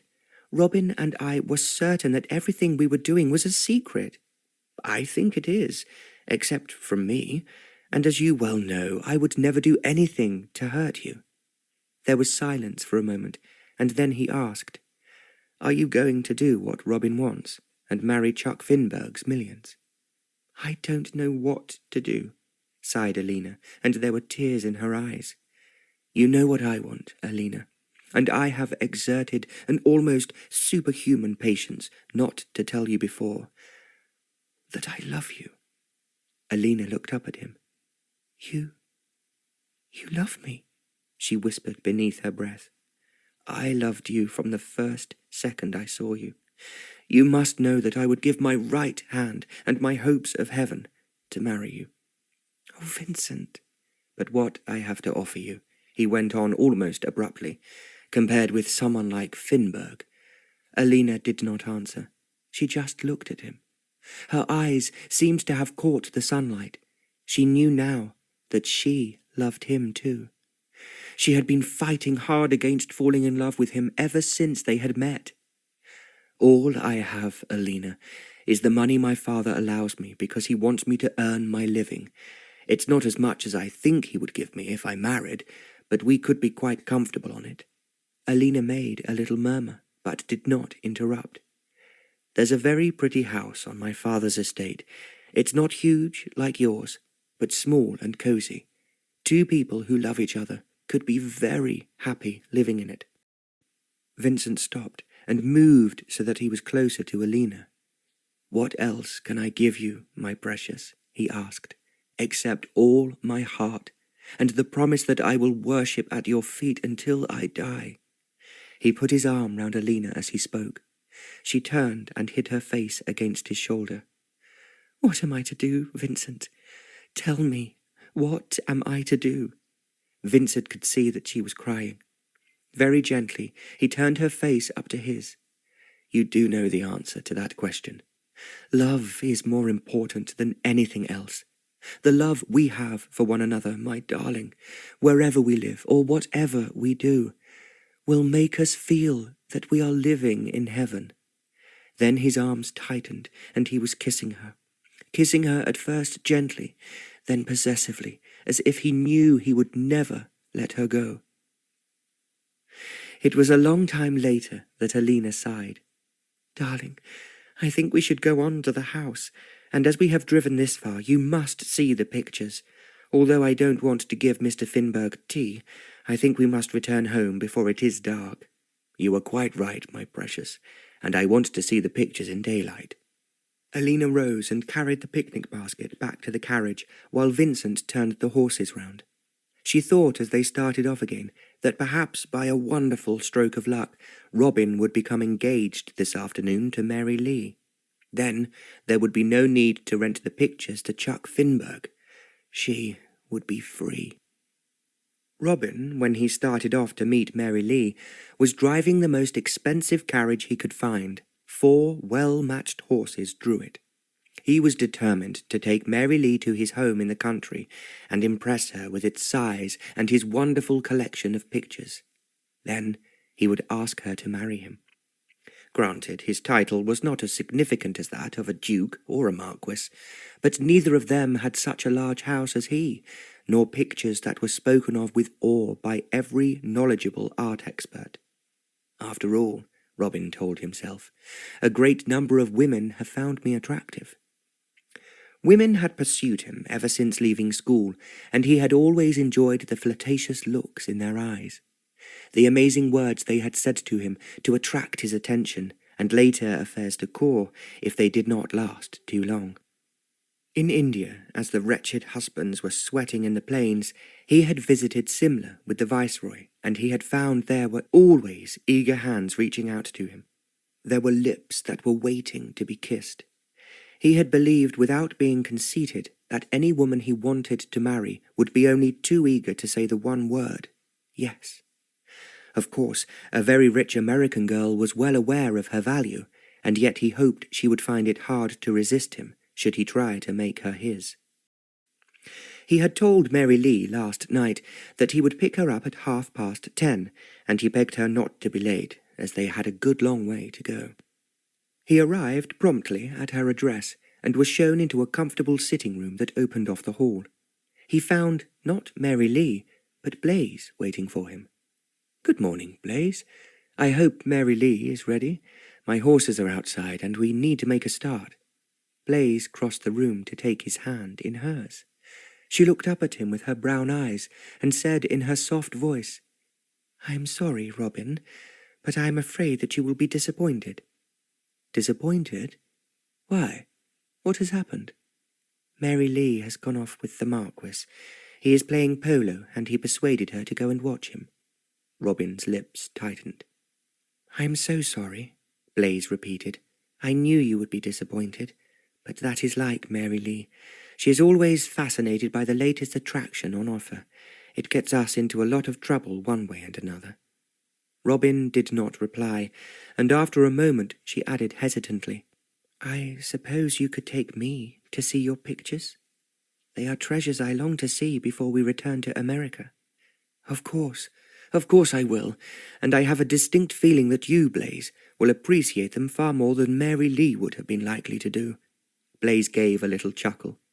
"I am afraid Mary Lee is not at all artistic, but my mother was, and she taught me about the great artists. But living in America, their works are few and far between." Robin laughed. "Come along, Blaise. You shall see the great artists at their very best." Blaise merely smiled at him, and then hurried off to put on her hat. They climbed into the carriage that had a place for the groom at the back. It had an open hood, and yet it still prevented the groom from hearing anything that was said by the driver or his companion. Just as Robin was an outstanding rider, he was also a most proficient driver. He noticed when they were out of the city and into the countryside that Blaise was glancing at him admiringly. "I know you ride as well as you drive," Blaise said, as the horses quickened their pace. "All I want are really first-class horses. In India, I was fortunately able to ride those specially chosen for the viceroy. Now I am back in England, I need to build up my stable." He spoke in a lofty fashion, and then asked himself cynically whether he was defying the fates again. "My father used to take me to the races even when I was very small," Blaise was saying. and I think for a man to win a difficult and close race must be the most exciting adventure." "I agree with you, Blaise. I suppose that you have ridden a great deal?" "Yes, I have, and I have had good and bad horses. I'm just hoping that Mary Lee will stay long enough for me to watch the races at Royal Ascot, where I am told the best horses in England can be viewed." "That is true," Robin agreed, "and I would love to take you there." He thought, as he spoke, that unless by that time he was married to Mary Lee, it was unlikely he would be able to afford to go to Ascot, let alone run a horse in any of the races. Unexpectedly, Blaise remarked, "It must be very difficult for you, with 2 big houses on your hands, and not enough money to keep them up." Robin stared at her in astonishment. "How do you know that?" he demanded. Blaise blushed. "Oh, I should never have said it. But you have said it, Blaise, and I would like to know what you mean by it. I don't think I ought to tell you." "I will be very hurt and angry if you don't," Robin countered brusquely. "Very well. I overheard a conversation between the American ambassador and your Home Secretary." "How did you do so?" "I was in the embassy waiting for Mary Lee, who was doing some business there. I was sitting in the corner of a room reading, when 2 gentlemen came in who were not aware I was there. They started to talk about various people who were just names to me." Robin was listening intently, and Blaise continued. "Then one of them said he had heard that Sir Robin Dunstead had just opened his house in Park Lane, and was splashing out in a big way with a ball for his sister." "Who said that?" Robin asked sharply. "It was the Home Secretary. Then the ambassador commented, 'I think if you ask me, it is a sprat to catch a mackerel. He has asked me which Americans he should ask to his ball, and needless to say, the one he really wants is Mary Lee.'" "What else did you hear?" "The Home Secretary then said, 'Well, he certainly needs money. I have learned that his huge houses are in a disgraceful state since his father died, and I have been told secretly, so of course it must not go any further, that the old man sold everything saleable before he passed on.'" Robin was still listening with his heart in his mouth as Blaise continued. "The ambassador replied, 'In that case, we can just hope a few American dollars will repair the cracks.' They both laughed, and then a servant told them someone they wanted to see had arrived, and they went to another room." "So you knew that in pretending to be a rich man, I was really an impostor? I thought I had put on a rather good performance." "You have, Robin, and of course I shall tell no one what I overheard." "That is very kind of you. So Mary Lee is still in ignorance." There was silence, and then after they had gone a little further he asked, "I haven't got a chance, have I?"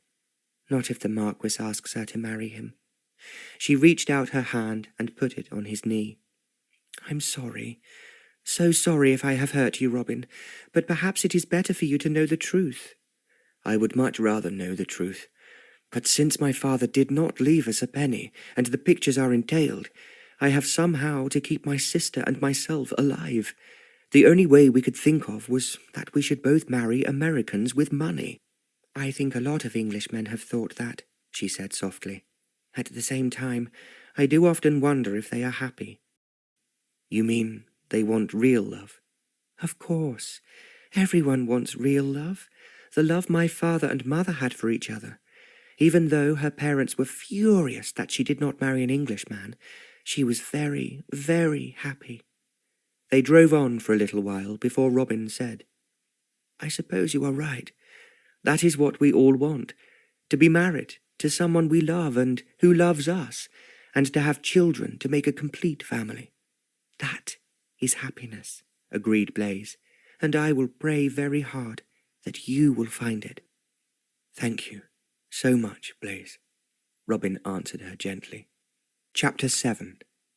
The horses passed through the gates. Alena gave a sideways glance at the 2 lodges that were both empty and dilapidated. Then they were rolling along the drive with ancient oak trees on each side. They had only gone a little way when Alena said, "Where the trees come to an end, I want you to stop.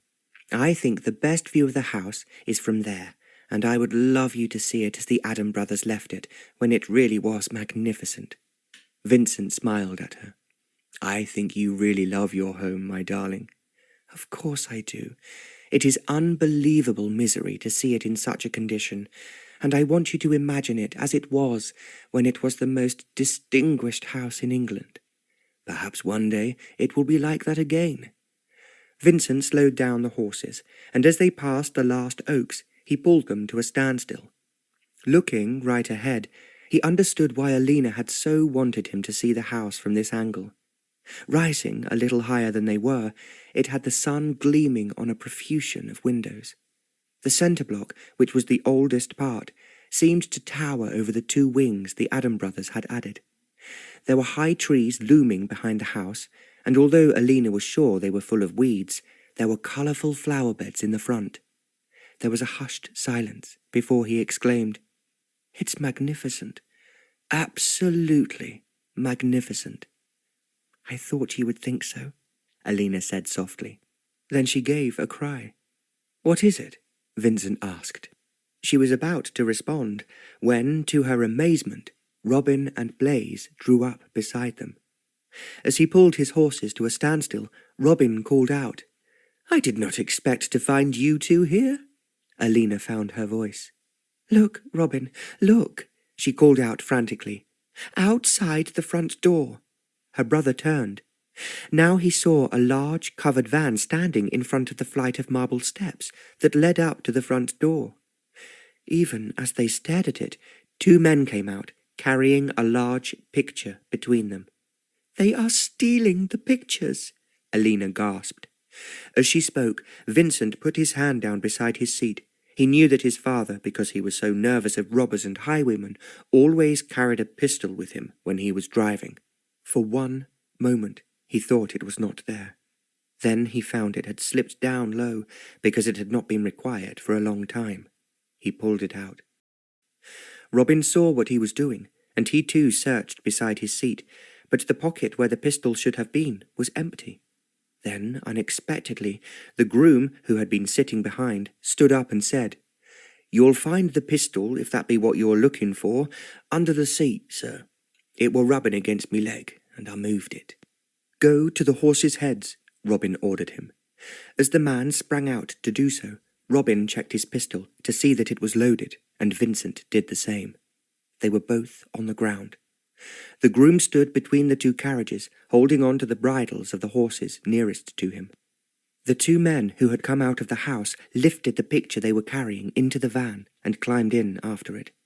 "Come on," Robin called to Vincent. "They have obviously not seen us."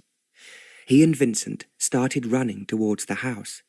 They kept to one side of the drive where there were large rhododendron bushes, thinking that, as the men were busy, it was unlikely they would see them approach. As they hurried off, the two girls looked at each other.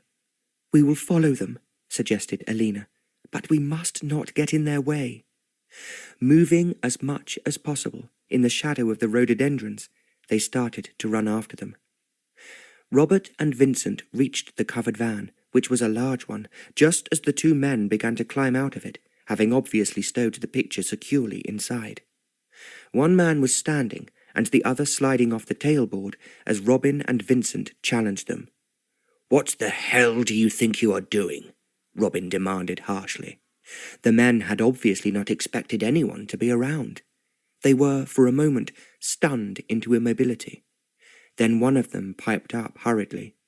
"Us, we've been told to collect some pictures from this house, but there was no one to answer the door. In other words, you broke in?" Before Robin could say anything more, the man on the ground suddenly pulled a gun from his belt. He was, however, too slow. Robin had raised his pistol rapidly and shot the man through the arm. He gave a scream as he fell backwards. The other man, who had been in the van, picked up a heavy stick and attempted to hit Vincent. So Vincent shot him in the leg. As he fell forward onto the ground, Vincent sprang into the vehicle. He went to the picture that was propped up against the side of the van and fastened it in an upright position with a piece of rope. It was a large one, and as he reached it, He realized it was Raphael's world-famous painting of St. Catherine of Alexandria. "You will have to give me a hand over here," he shouted to Robin. Robin had by now grabbed the pistol from the hand of the man he had shot, who was writhing on the ground. To join Vincent, he had to walk round him, and this meant standing on the bottom step of the flight leading up to the front door. He was looking down at the man who he had shot, whose arm was bleeding, and he was clutching it and groaning as he did so. Robin was not aware that a third man had come out of the house behind him, carrying a smaller picture in one hand and a heavy, long-handled hammer in the other. He realized at once what was happening and raised the hammer in his right hand. With Robin's back to the man, and unaware even of his existence, the heavy hammer would have come down on his head and almost certainly cracked his skull. It was then, from behind the rhododendron bushes, that Blaze and Alena saw what was happening. Alena gave a cry of horror. Blaze bent down, and picking up a large stone, she threw it with all her strength at the man on the steps. The stone caught him in his left eye. He staggered and gave a scream of pain. Robin turned round abruptly, and quickly realizing what was happening, he shot the man through his shoulder. He fell onto the steps, dropping the picture as he did so, and it fell over the side of the steps and onto the grass. Alena ran forward to pick it up. She saw that it was a portrait of St. Joseph by Roger van Verden, painted in the 14th century, and according to her father, particularly valuable. Robin quickly hurried to help Vincent with the picture of St. Catherine. They lifted it out of the van and then propped it up against the side of the steps. Robin walked round to the front of the van. He assumed that the three men were driving it themselves, and then he saw there was a driver doubled up on the floor in front of his seat. He had his head down and his hands over his ears, obviously terrified of being shot. Robin caught hold of him by the back of his collar and pulled him up so that he could see his face. "Are you with these robbers?" he asked fiercely. No, sir.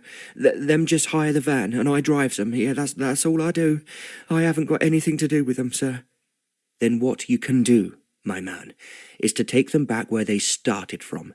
Tell them, if they ever try to steal from my house again, I will take them directly to the police, and they will either be sent to prison or transported." "Be dead?" he asked in a frightened voice. "No. They are wounded, and they may well ask you to take them to a doctor," replied Robin. "I should have as little to do with them as possible." "I'll make sure of that, sir. I didn't know 'em to be robbers, or I'd never have brought 'em here." "Well, you can just take them away now, and the quicker the better. My friend and I will put them in the back of your van." Robin put down his gun on the steps. Then he and Vincent lifted the two men who were groaning from their wounds into the van. The first man had already crawled into the van, as if he was anxious to hide from them. I'll be dying," the man moaned who had been shot in the shoulder. "I very much doubt it, although it is exactly what you deserve.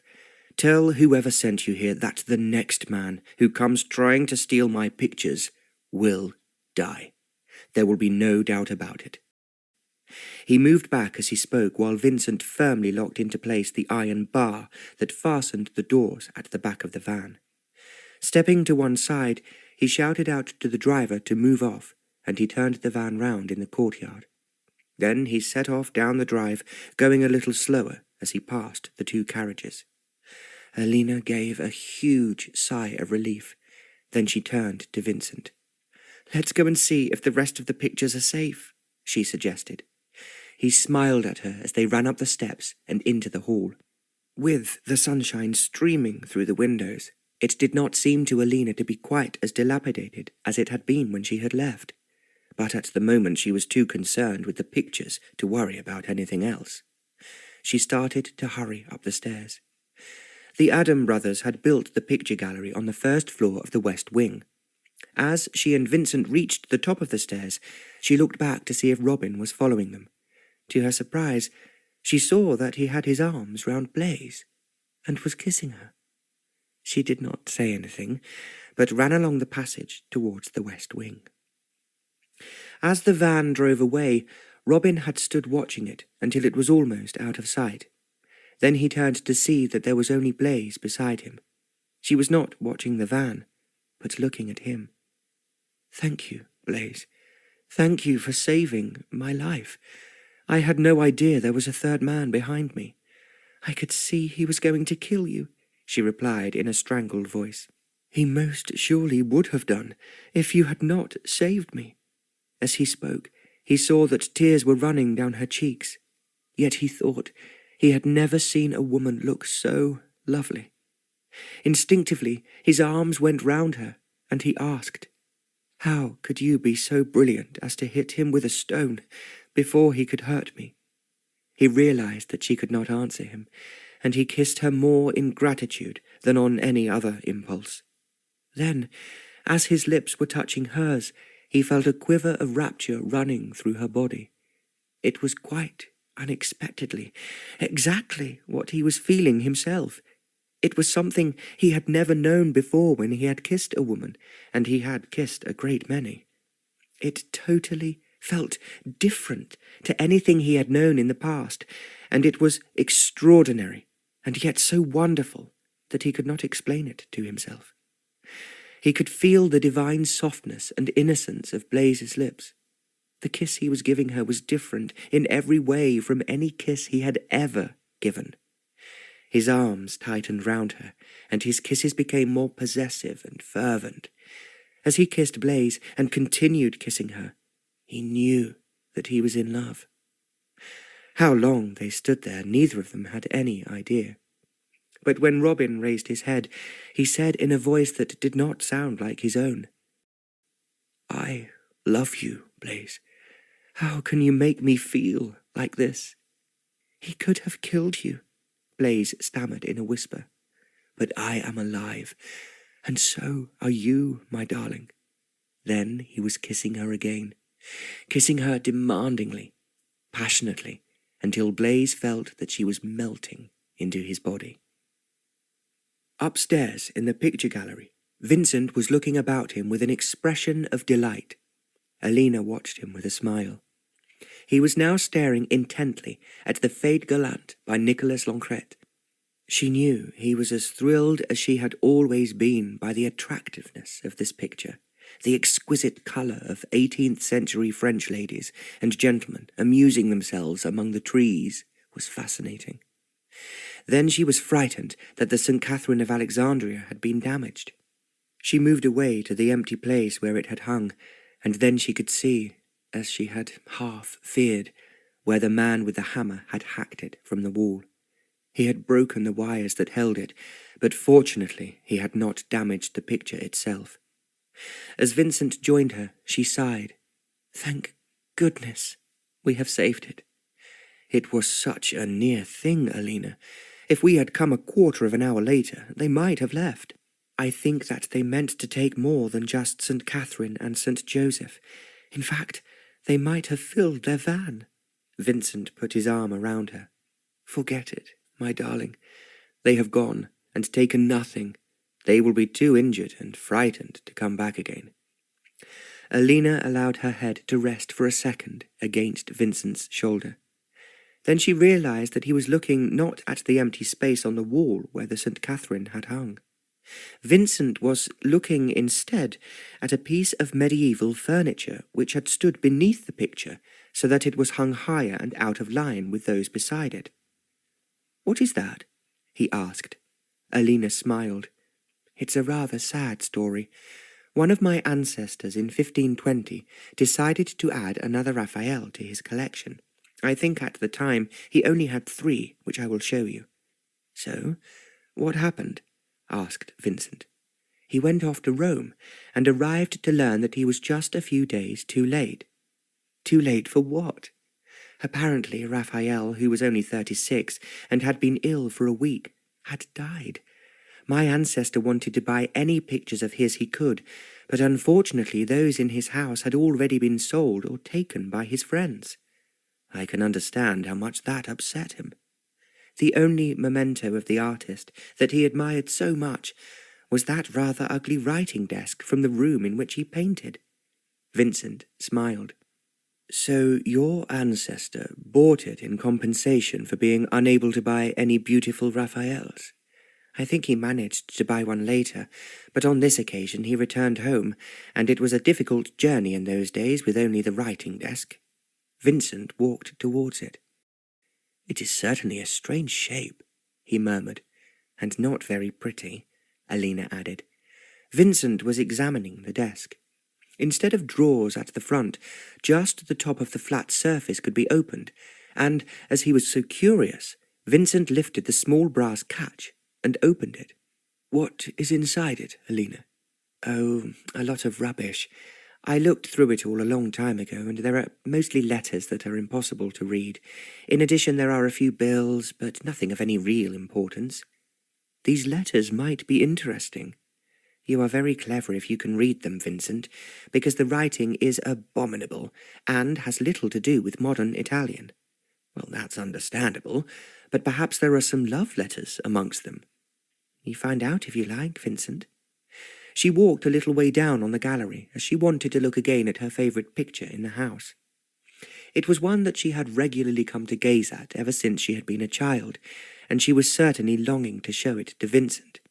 It was the Madonna of Foligno, with the Madonna floating in the sky, holding the child Jesus in her arms, and below her was St. John the Baptist, St. Francis, and a small cherub with wings. It had always seemed to Alena a subject that must have come to a painter in a dream.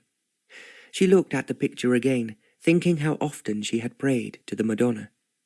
To her surprise, she heard Vincent give a cry. "What is it?" she asked, turning back. "Come here," he called out. "Quickly." She ran back to him. She could see he was holding in his hand a pencil drawing that was only half finished. "What can it be?" she asked him, even though she thought she knew the answer.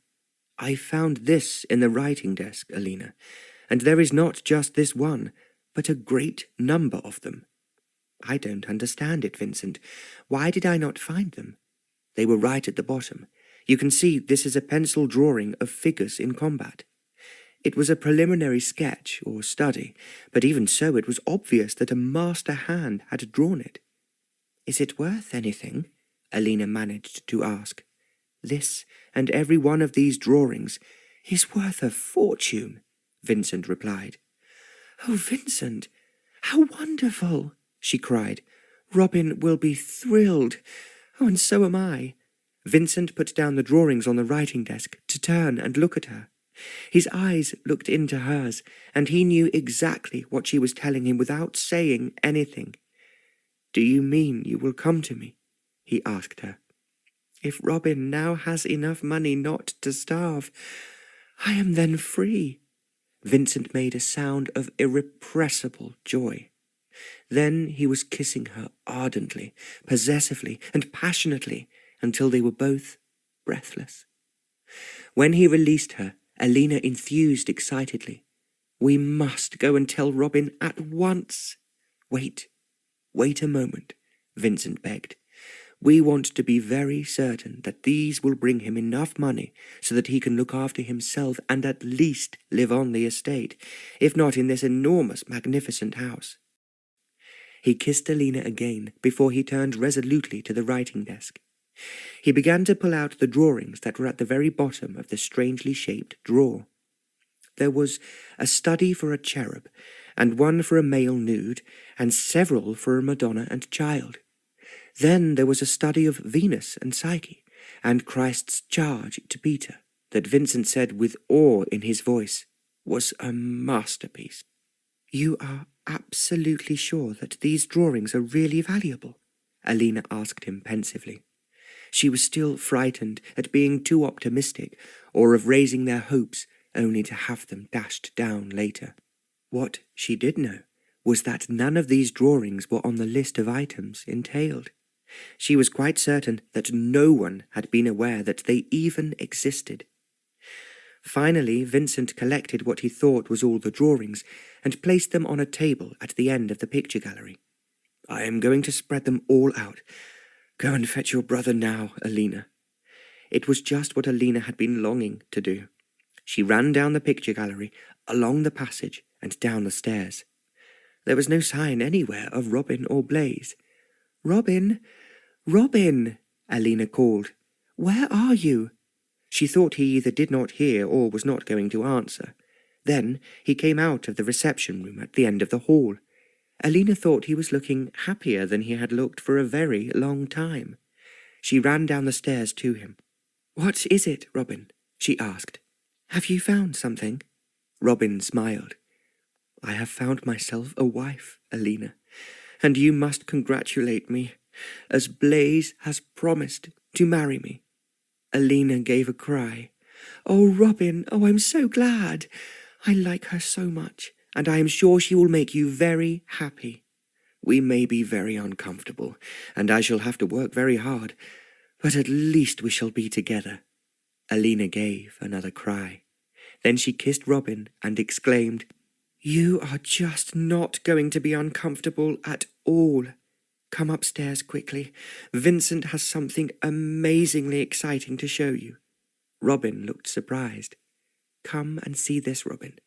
I am not going to tell you because it will spoil it." As she spoke, Blaze came out of the sitting room. She was looking a little flushed and rather shy, but at the same time very pretty. She moved to Robin and slipped her hand into his. "I just heard Robin telling you," she said, "that we have found each other." Alena kissed Blaze on the cheek.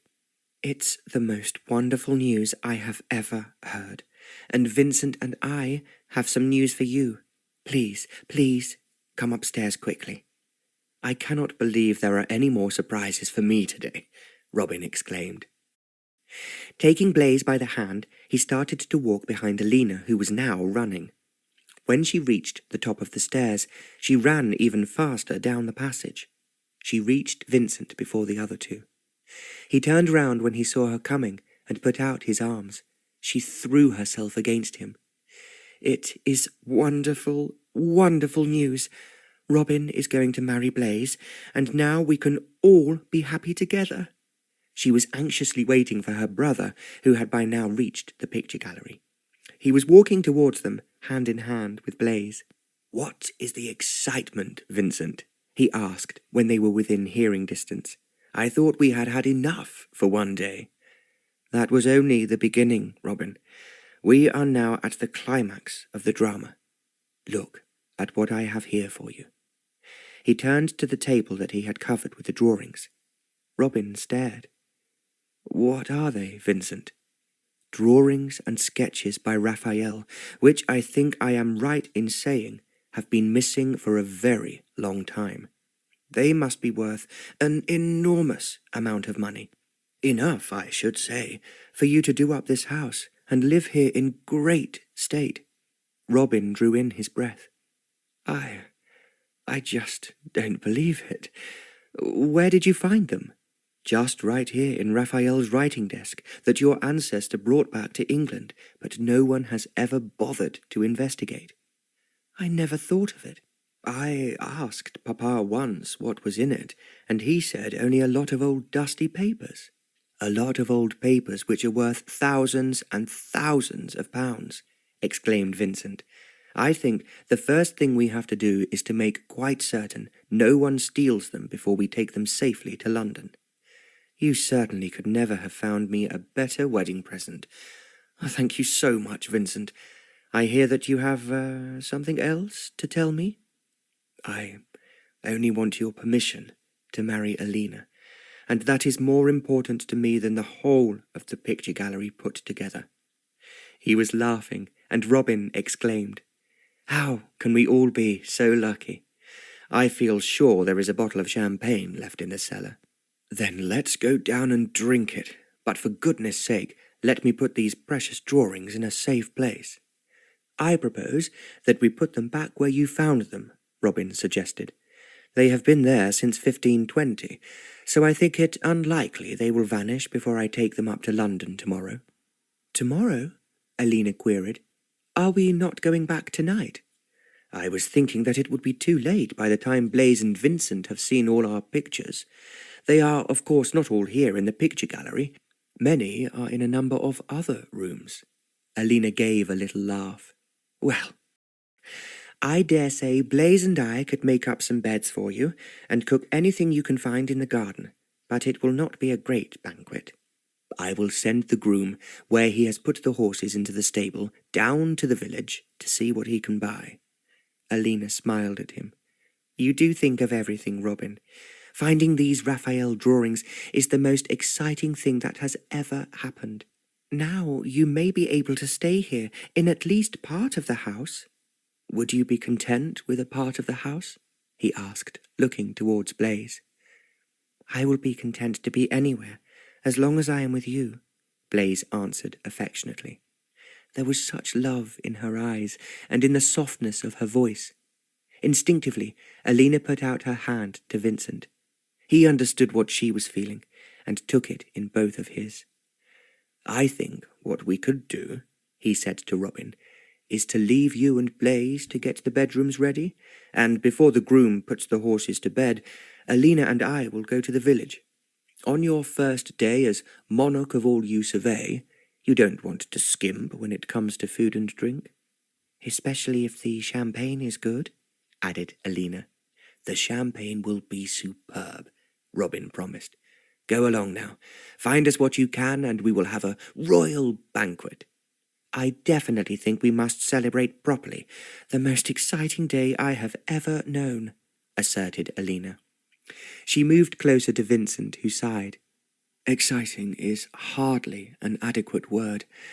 I feel as if I have suddenly been thrown up into the sky, and I will never have to worry about the world beneath me again." Then he realized that only Alena was listening to him. He put an arm around her. "Come along, Alena. We will find something marvellous for our dinner, while Robin puts away his new-found millions." "I cannot believe it's true," Robin said. "Are these rough drawings really worth so much?" "I am not exaggerating at all," responded Vincent, "and you will soon find out exactly how much they are worth if you sell them in America." Robin's eyes opened wide. "That's a brilliant idea. Maybe Chuck Finberg will be interested in buying them." "I am sure he will be, Robin. If he cannot have the pictures, the drawings are the next best thing.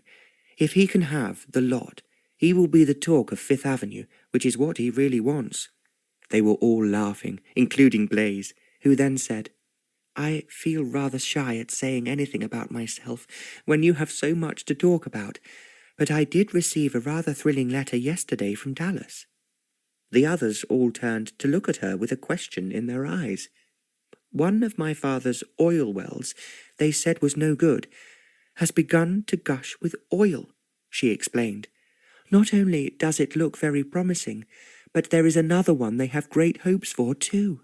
"I just don't believe all this," Robin exploded. "It cannot be happening to us all in one day." "I think it is fate, or perhaps it is in Alena's prayers," came in Vincent, "which have brought us the luck we have all been seeking." "I have my Alena, which is all I ask of heaven. Now you, Robin, have the drawings by Raphael, and according to Blaze, some gushing oil wells too." Robin threw up his hands. "It cannot be true.